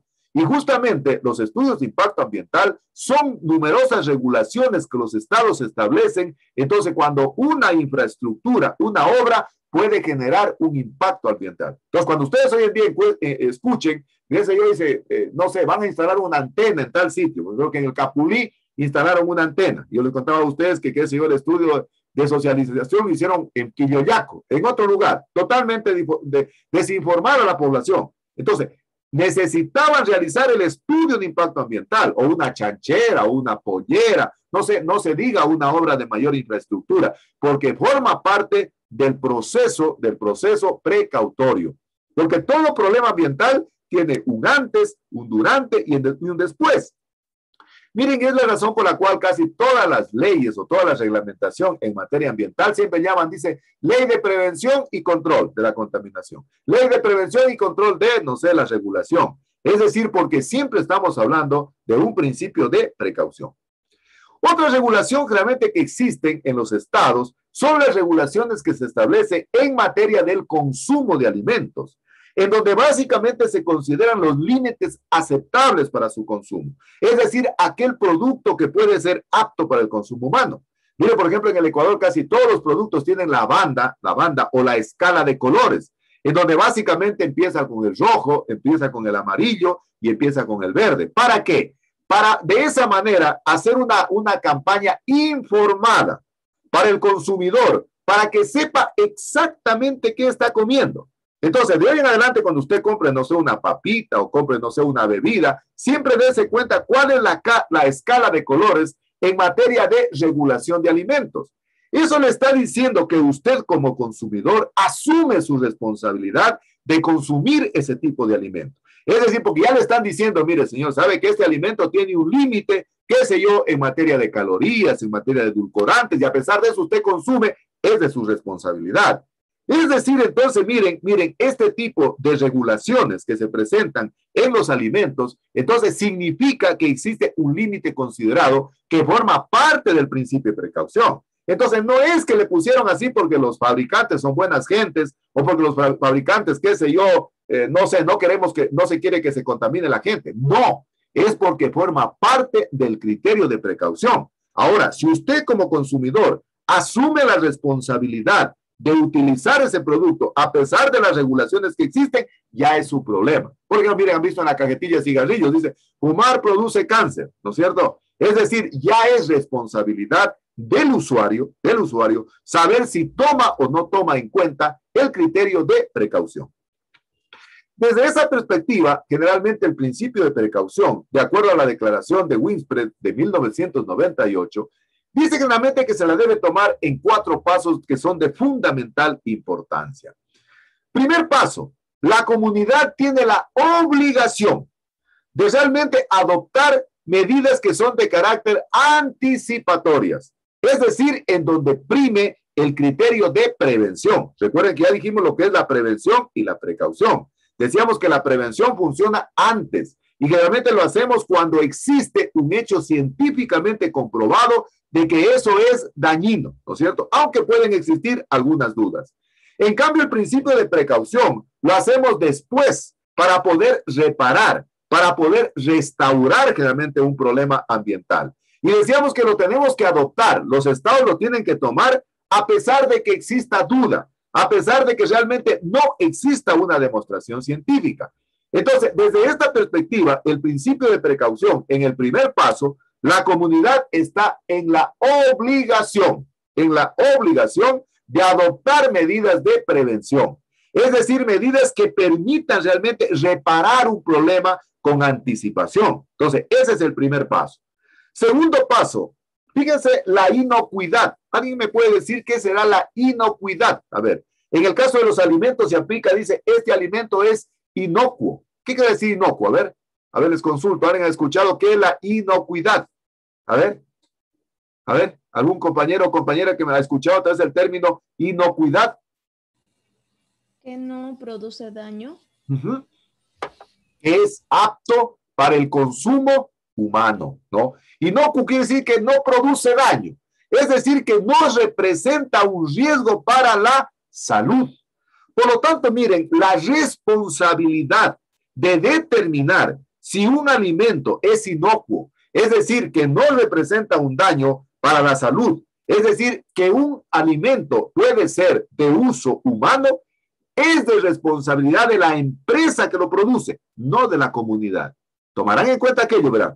Desde el punto de vista, entonces, del principio de precaución, el segundo paso manifiesta que la responsabilidad, la obligación de demostrar que un alimento es inocuo, es decir, que es apto para el consumo humano, no es responsabilidad de la comunidad, es responsabilidad de quien fabrica el alimento. Entonces, los fabricantes de bebidas, los fabricantes de alimentos, los fabricantes de medicinas, los fabricantes de todo tipo de producto, generalmente que necesita una manufactura, necesitan demostrar que ese producto tiene inocuidad. Es la razón por la cual cuando ese producto no tiene inocuidad y presenta un riesgo para la salud, generalmente las autoridades competentes lo sacan de circulación, lo sacan prácticamente para que pueda ser vendido. Yo me acuerdo hace algún tiempo, por ejemplo, se sacó de la venta algunos medicamentos que estaban dentro del cuadro o dentro de la lista de medicamentos básicos del Ministerio de Salud. Y a través de la Organización Mundial de la Salud se dieron cuenta que ese medicamento no era inocuo.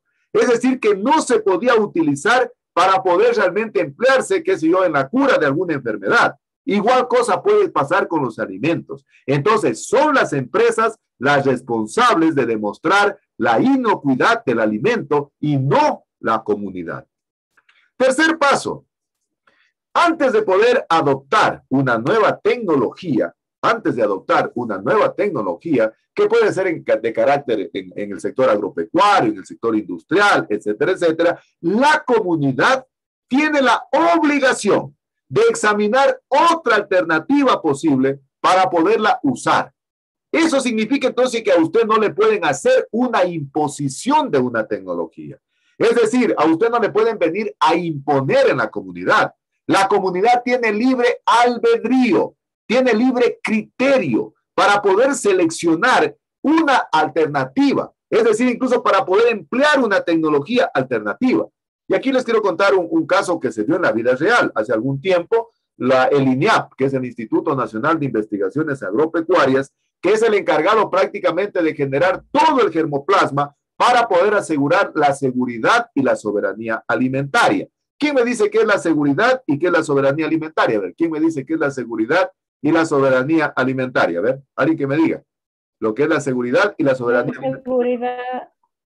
La seguridad alimentaria es garantizar alimentación a la población en cantidad y calidad suficiente, mientras que la soberanía es el derecho que tiene la población para acceder a una alimentación en calidad y cantidad suficiente. Extraordinario, María Fernanda. Qué lindo, ya, qué hermoso que es trabajar así con estudiantes contestatarios como ustedes. Extraordinario, claro. Decíamos entonces que la seguridad, cantidad y calidad de alimentos, ¿no es cierto? Y la soberanía, en cambio, el derecho. Recuerden que para la existencia de un Estado, uno de los requisitos era que exista soberanía. Y la soberanía es el derecho que nos otorga la ley a los seres humanos, a las personas. Entonces, quería contar un caso. Digo que el INIAP en el Ecuador es el Instituto Nacional de Investigaciones Agropecuarias. Y es el instituto que se encarga de garantizar la seguridad y la soberanía alimentaria a través de la investigación científica. El INIAP básicamente es donde se almacena el mayor banco de germoplasma. Por ejemplo, ahí tienen germoplasma de todo tipo de plantas, por ejemplo, que pueden ser utilizadas estratégicamente para garantizar la subsistencia de las generaciones futuras. Y en alguna oportunidad, los técnicos del INIAP generaron un híbrido mejorado de frijol, ¿no?, que era resistente prácticamente a enfermedades y que tenía una alta productividad.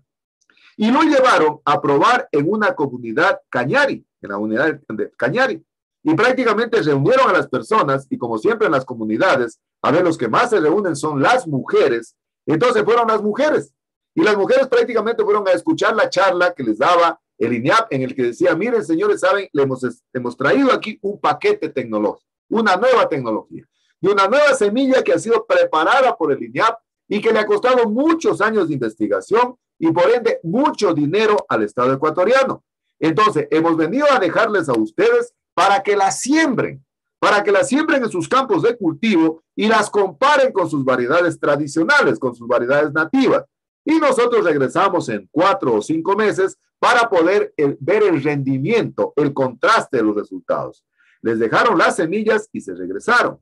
Y después del tiempo establecido, regresaron nuevamente a la comunidad, volvieron a reunir a las mujeres se reunieron nuevamente, que se dio con sus criaturas al hombro, pues son las que más asisten en las comunidades campesinas, y bueno, y les dijeron, señoras, ahora sí cuéntenos, ¿qué tal les ha ido con esta nueva tecnología, con esta nueva variedad de híbrido mejorado? Y no decían absolutamente nada.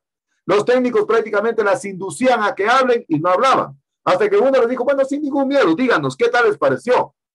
Hasta que una de ellas dijo, saben, señores, nos las comimos. ¿Cómo nos las comimos? Sí, nos las comimos en una menestra.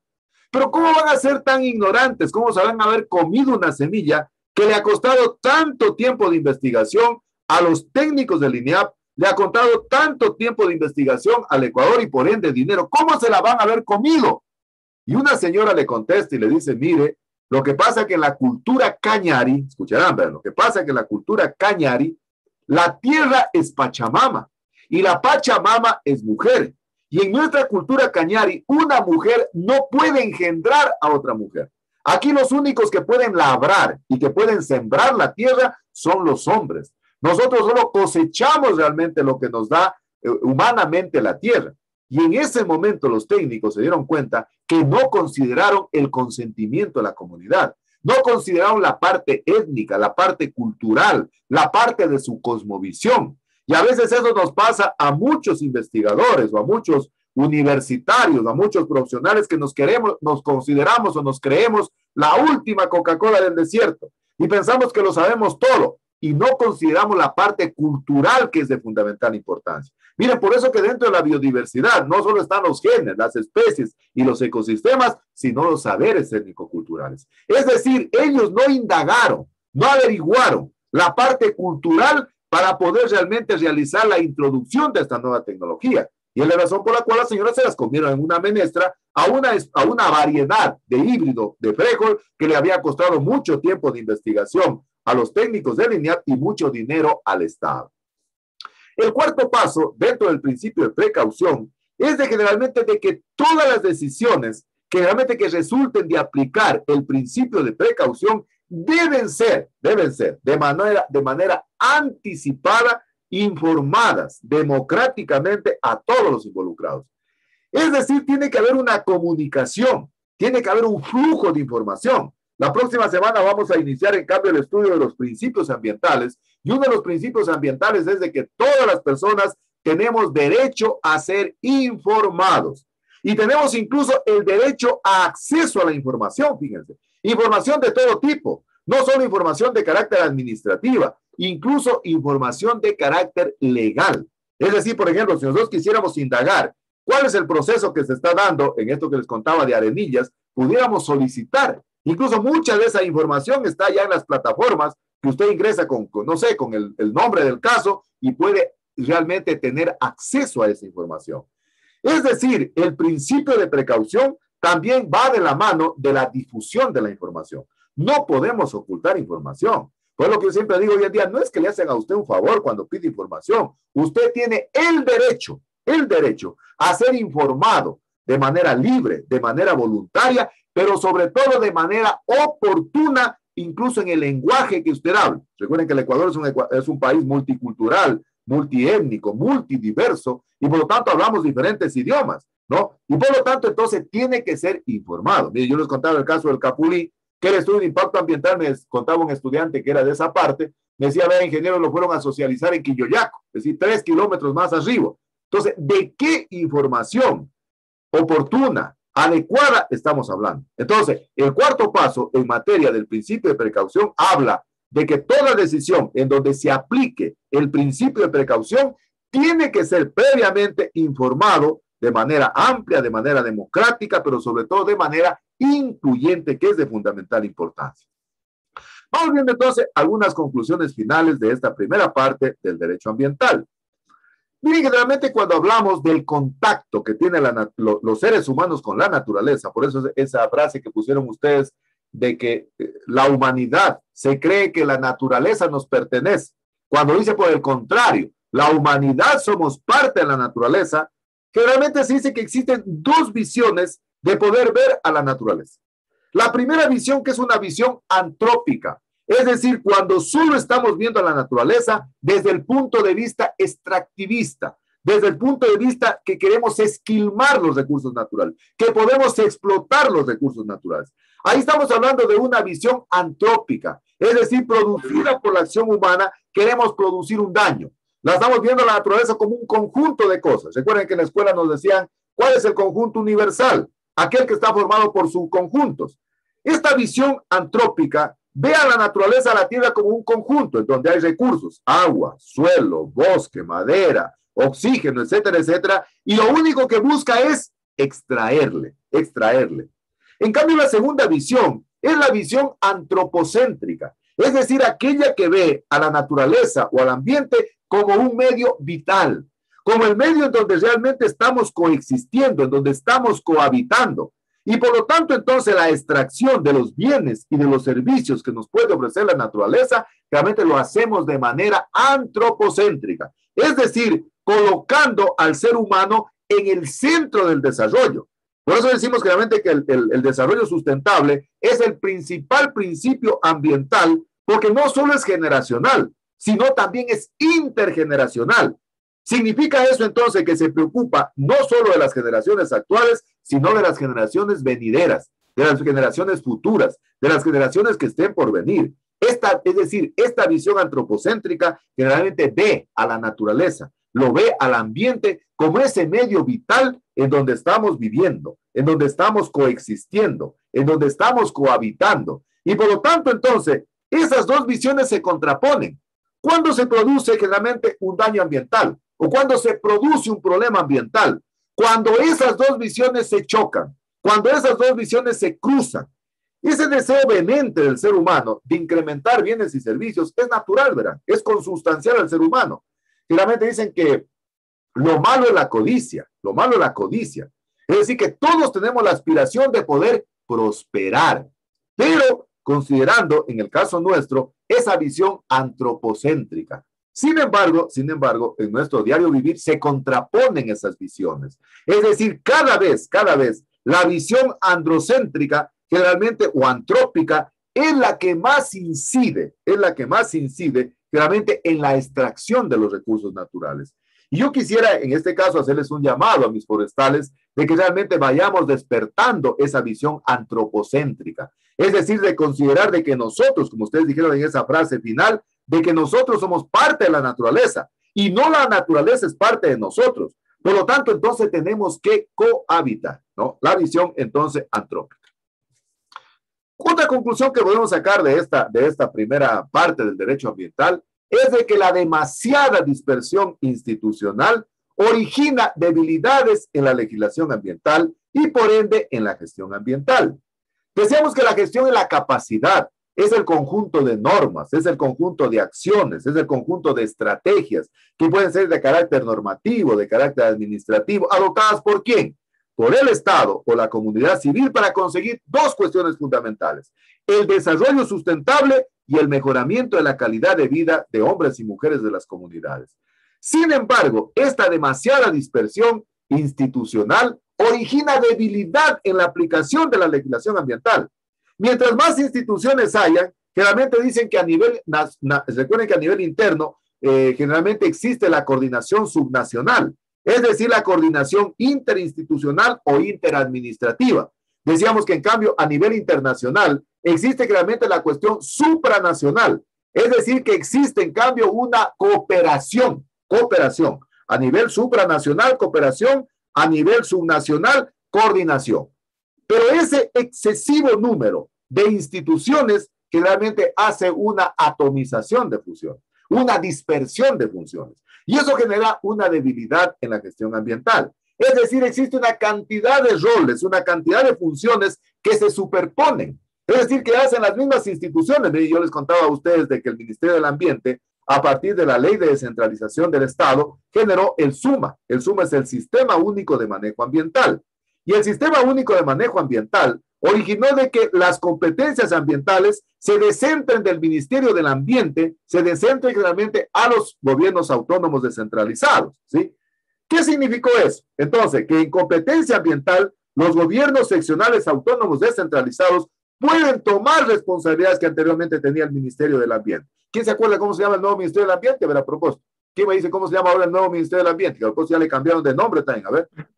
Ministerio del Ambiente, Agua y Transición Ecológica. Ministerio del Ambiente, Agua y Transición Ecológica. Ya parece un proyecto de investigación, mejor que un nombre, ¿no es cierto? Pero no se trata del cambio de nombre. Se trata de las competencias que asuman. Miren, por ejemplo, aquí tengo un ejemplo de una dispersión ambiental. Miren, por ejemplo, en lo que tiene que ver con el aire.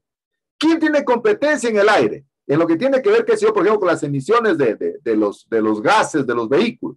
El MAE, ¿no? Los municipios, el Ministerio de Salud, el Consejo Nacional de Tránsito. Si un consejo provincial está acreditado al SUMA, realmente el Consejo Provincial. Es decir, una cantidad de instituciones para poder controlar una función específica del ambiente. Esa dispersión institucional genera entonces debilidad en la gestión ambiental, genera realmente debilidad en la aplicación de la legislación ambiental. Tercera conclusión, no solo existe una dispersión institucional en el Ecuador, sino también existe un exceso de leyes de carácter ambiental en el Ecuador. Yo diría que en el Ecuador prácticamente tenemos leyes absolutamente para todo, ¿no? Incluso tenemos leyes hasta para morirnos, ¿verdad? El problema es la aplicabilidad. El problema es la ejecución.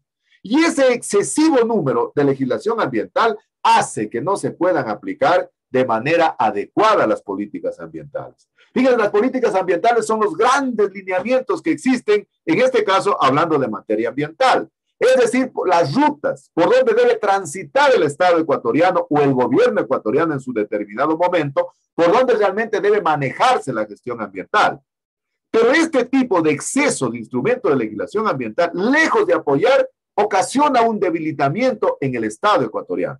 Porque básicamente al existir muchas leyes existe una contraposición, existe una superposición. Y por lo tanto lo que más estamos fallando es en la aplicación y en el control de la legislación ambiental. Fíjense, cuando uno realmente a veces está en una institución pública, se comienza a dar cuenta que existe una cantidad de organizaciones que tienen la misma competencia.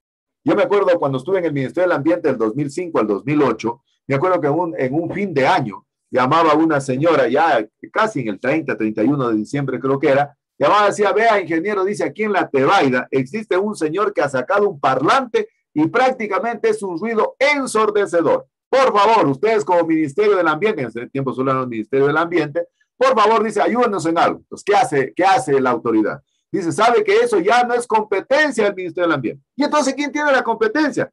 El Consejo Provincial de Loja, porque en materia ambiental, en la provincia de Loja, el gobierno seccional autónomo provincial descentralizado generalmente tiene competencias ambientales. Es decir, está acreditado al SUMA. Entonces dice, voy a llamar al Ministerio de Salud o voy a llamar, qué sé yo, a la policía. Es decir, existe excesiva cantidad de leyes y eso origina un debilitamiento institucional y, lógicamente, una falta de políticas adecuadas en materia ambiental que permitan realmente la aplicación y el control de las diferentes actividades productivas en lo que tiene que ver con el control del ambiente. Fíjense entonces, dense cuenta ustedes. En cambio, hay otras provincias, caso Zamora Chinchipe, me acuerdo. Decía el prefecto, ¿y nosotros por qué no tenemos competencia ambiental? Porque no se han calificado al SUMA.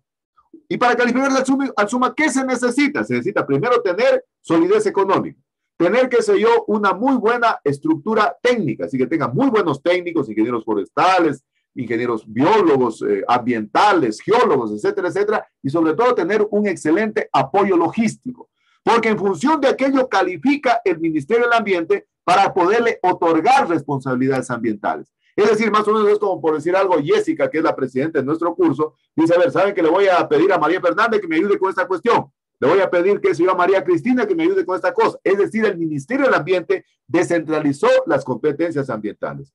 Pero esa descentralización, lejos, yo diría, de potenciar o de fortalecer la gestión ambiental, ha producido un debilitamiento en la aplicación y en el control de la legislación ambiental.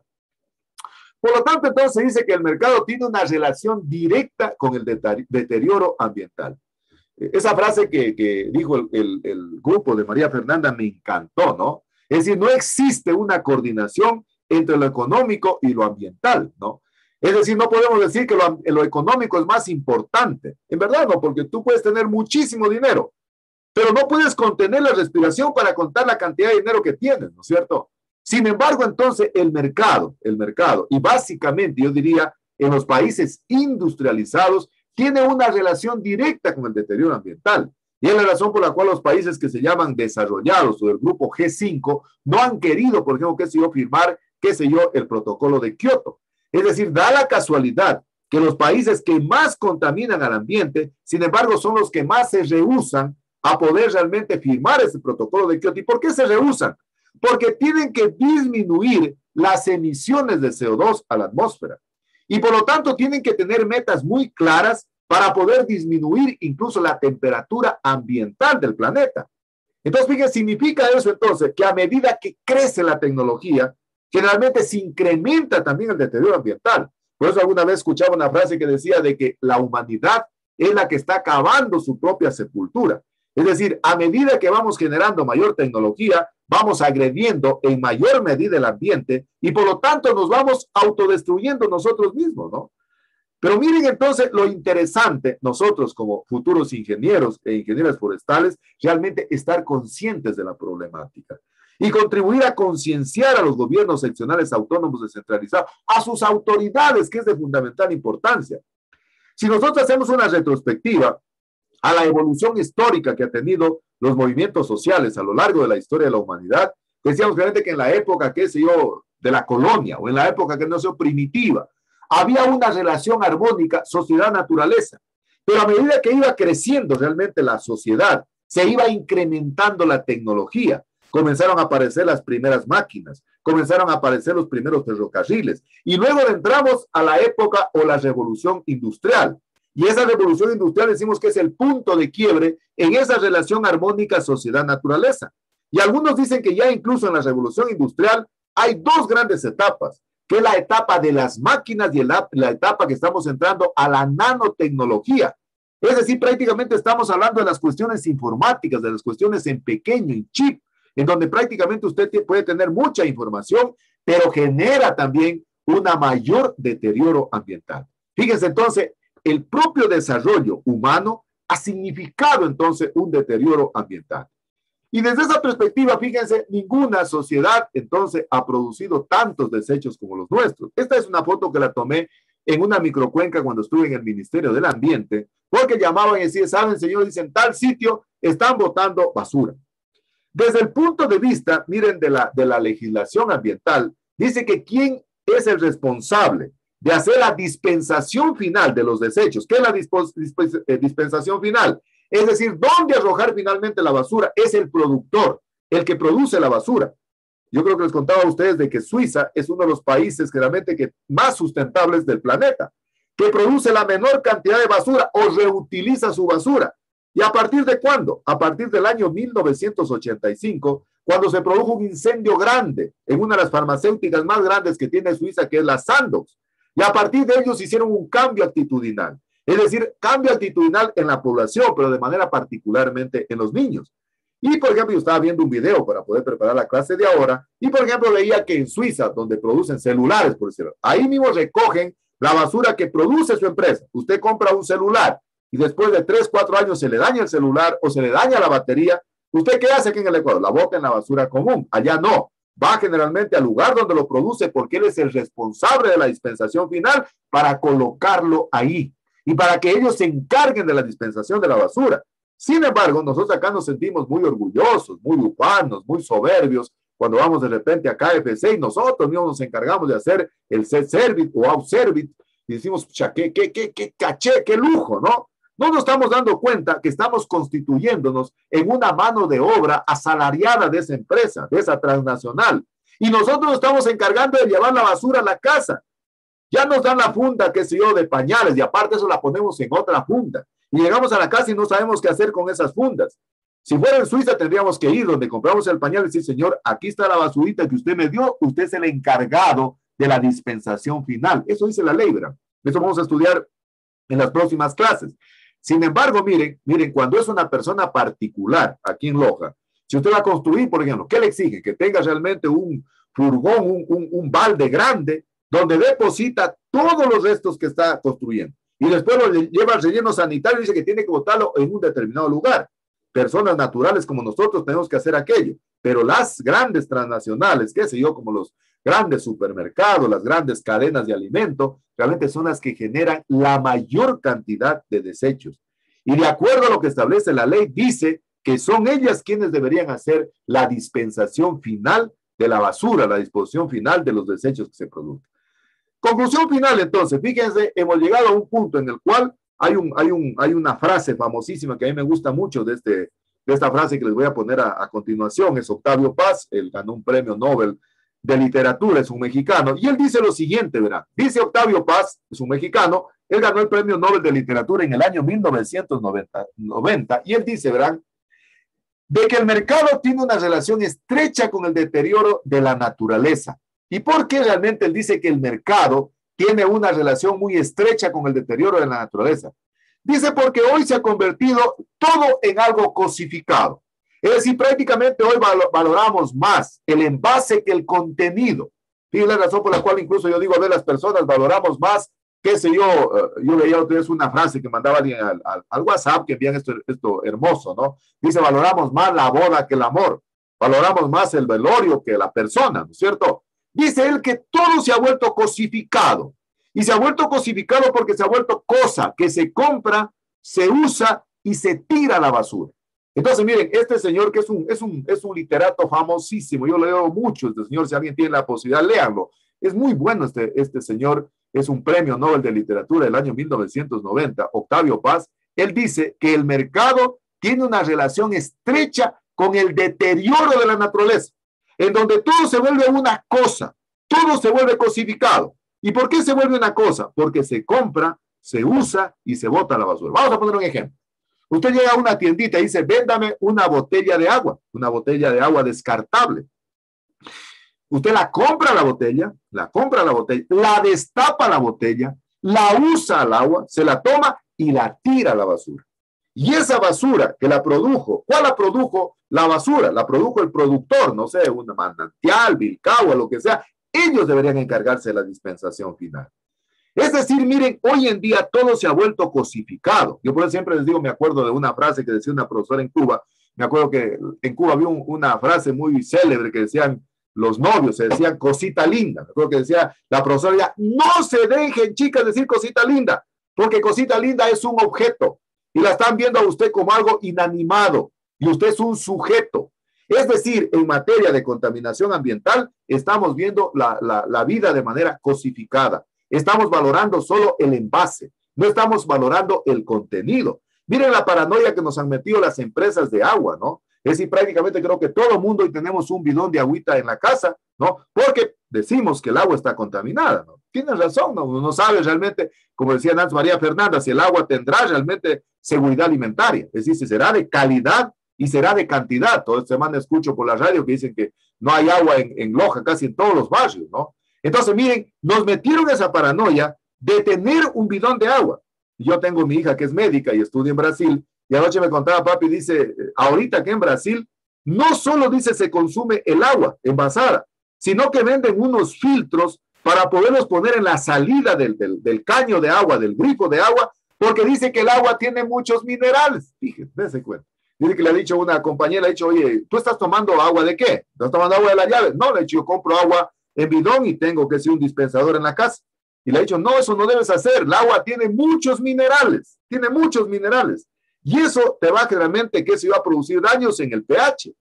Entonces, ¿qué hago? Dice, venden unos filtros para poder realmente, en este caso, limpiar el agua de las sales. Entonces yo le decía, ¿ya qué tiene el filtro? El filtro simplemente tiene carbón activado. ¿Y qué hace el carbón activado? Absorber todas las sales. Entonces, miren, conclusión final.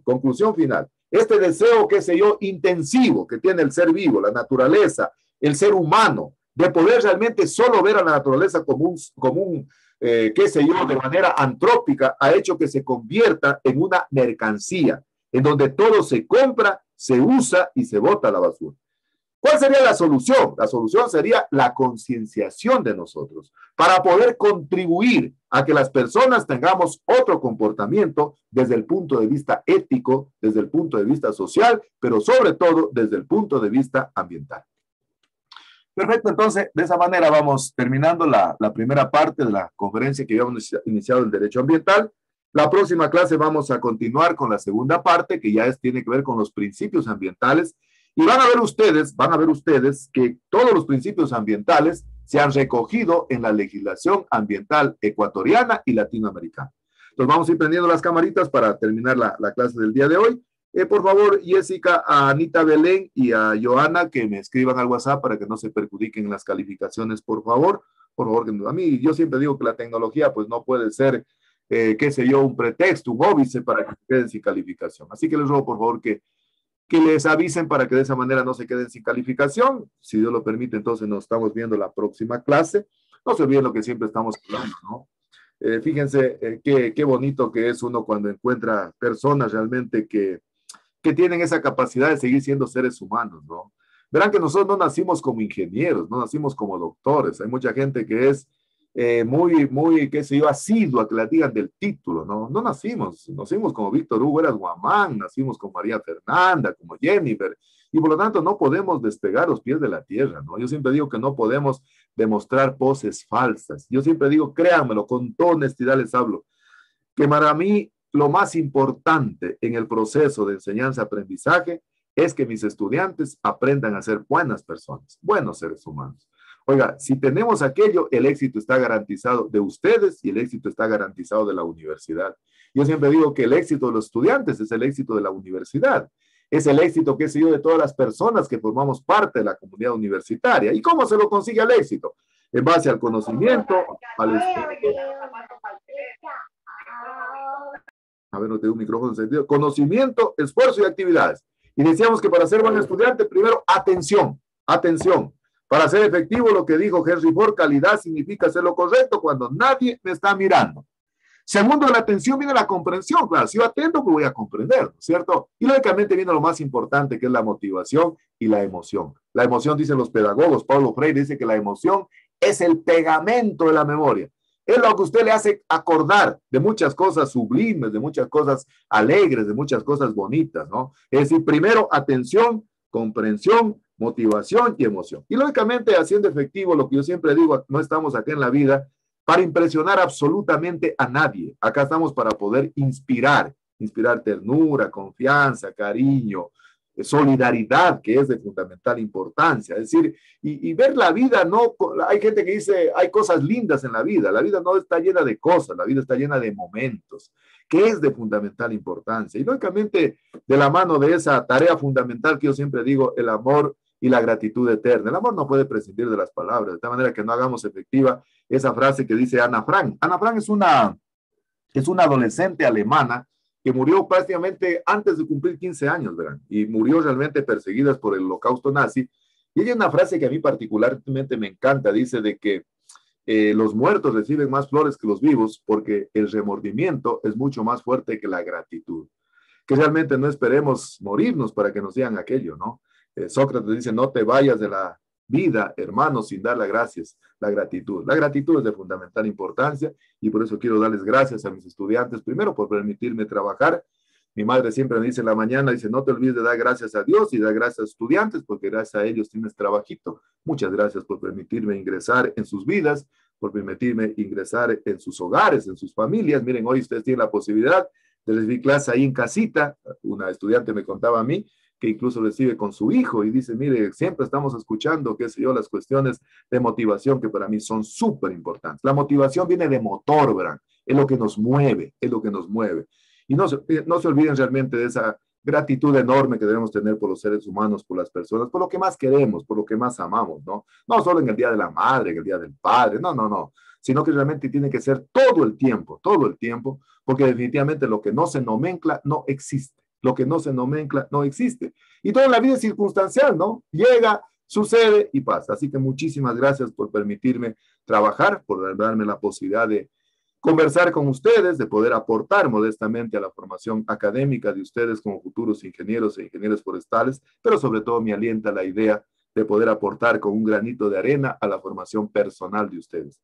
Yo digo que la docencia es una de las actividades más hermosas, más nobles que existen de los seres humanos, porque a usted le permite realmente conectarse con seres humanos, formar personas, así como el arquitecto, el ingeniero civil se siente orgulloso de su obra, yo me siento orgulloso con el éxito de mis estudiantes. Así que tengan una extraordinaria semana, una semana bendecida para ustedes, toda la familia, los que tienen todavía la dicha de tener sus papacitos, creo que este domingo es el Día del Padre, por favor, celébrenlos, pero no menclen, díganles que los quieren, no les hagan que se imaginen, porque nadie es adivino para poder realmente persuadir, para poder saber que lo que dígale, por favor. Y no espere que llegue el momento de cuando ya no esté para reconocerle en homenaje póstumo. Eso no sirve de nada, no sirve de nada. Ahora, no hagamos efectiva la frase de Ana Frank, los muertos reciben más flores que los vivos porque el remordimiento es más fuerte que la gratitud. Muchísimas gracias, estimadísimas señoritas, señores estudiantes, que tengan una extraordinaria semana para ustedes en el plano personal, en el plano profesional,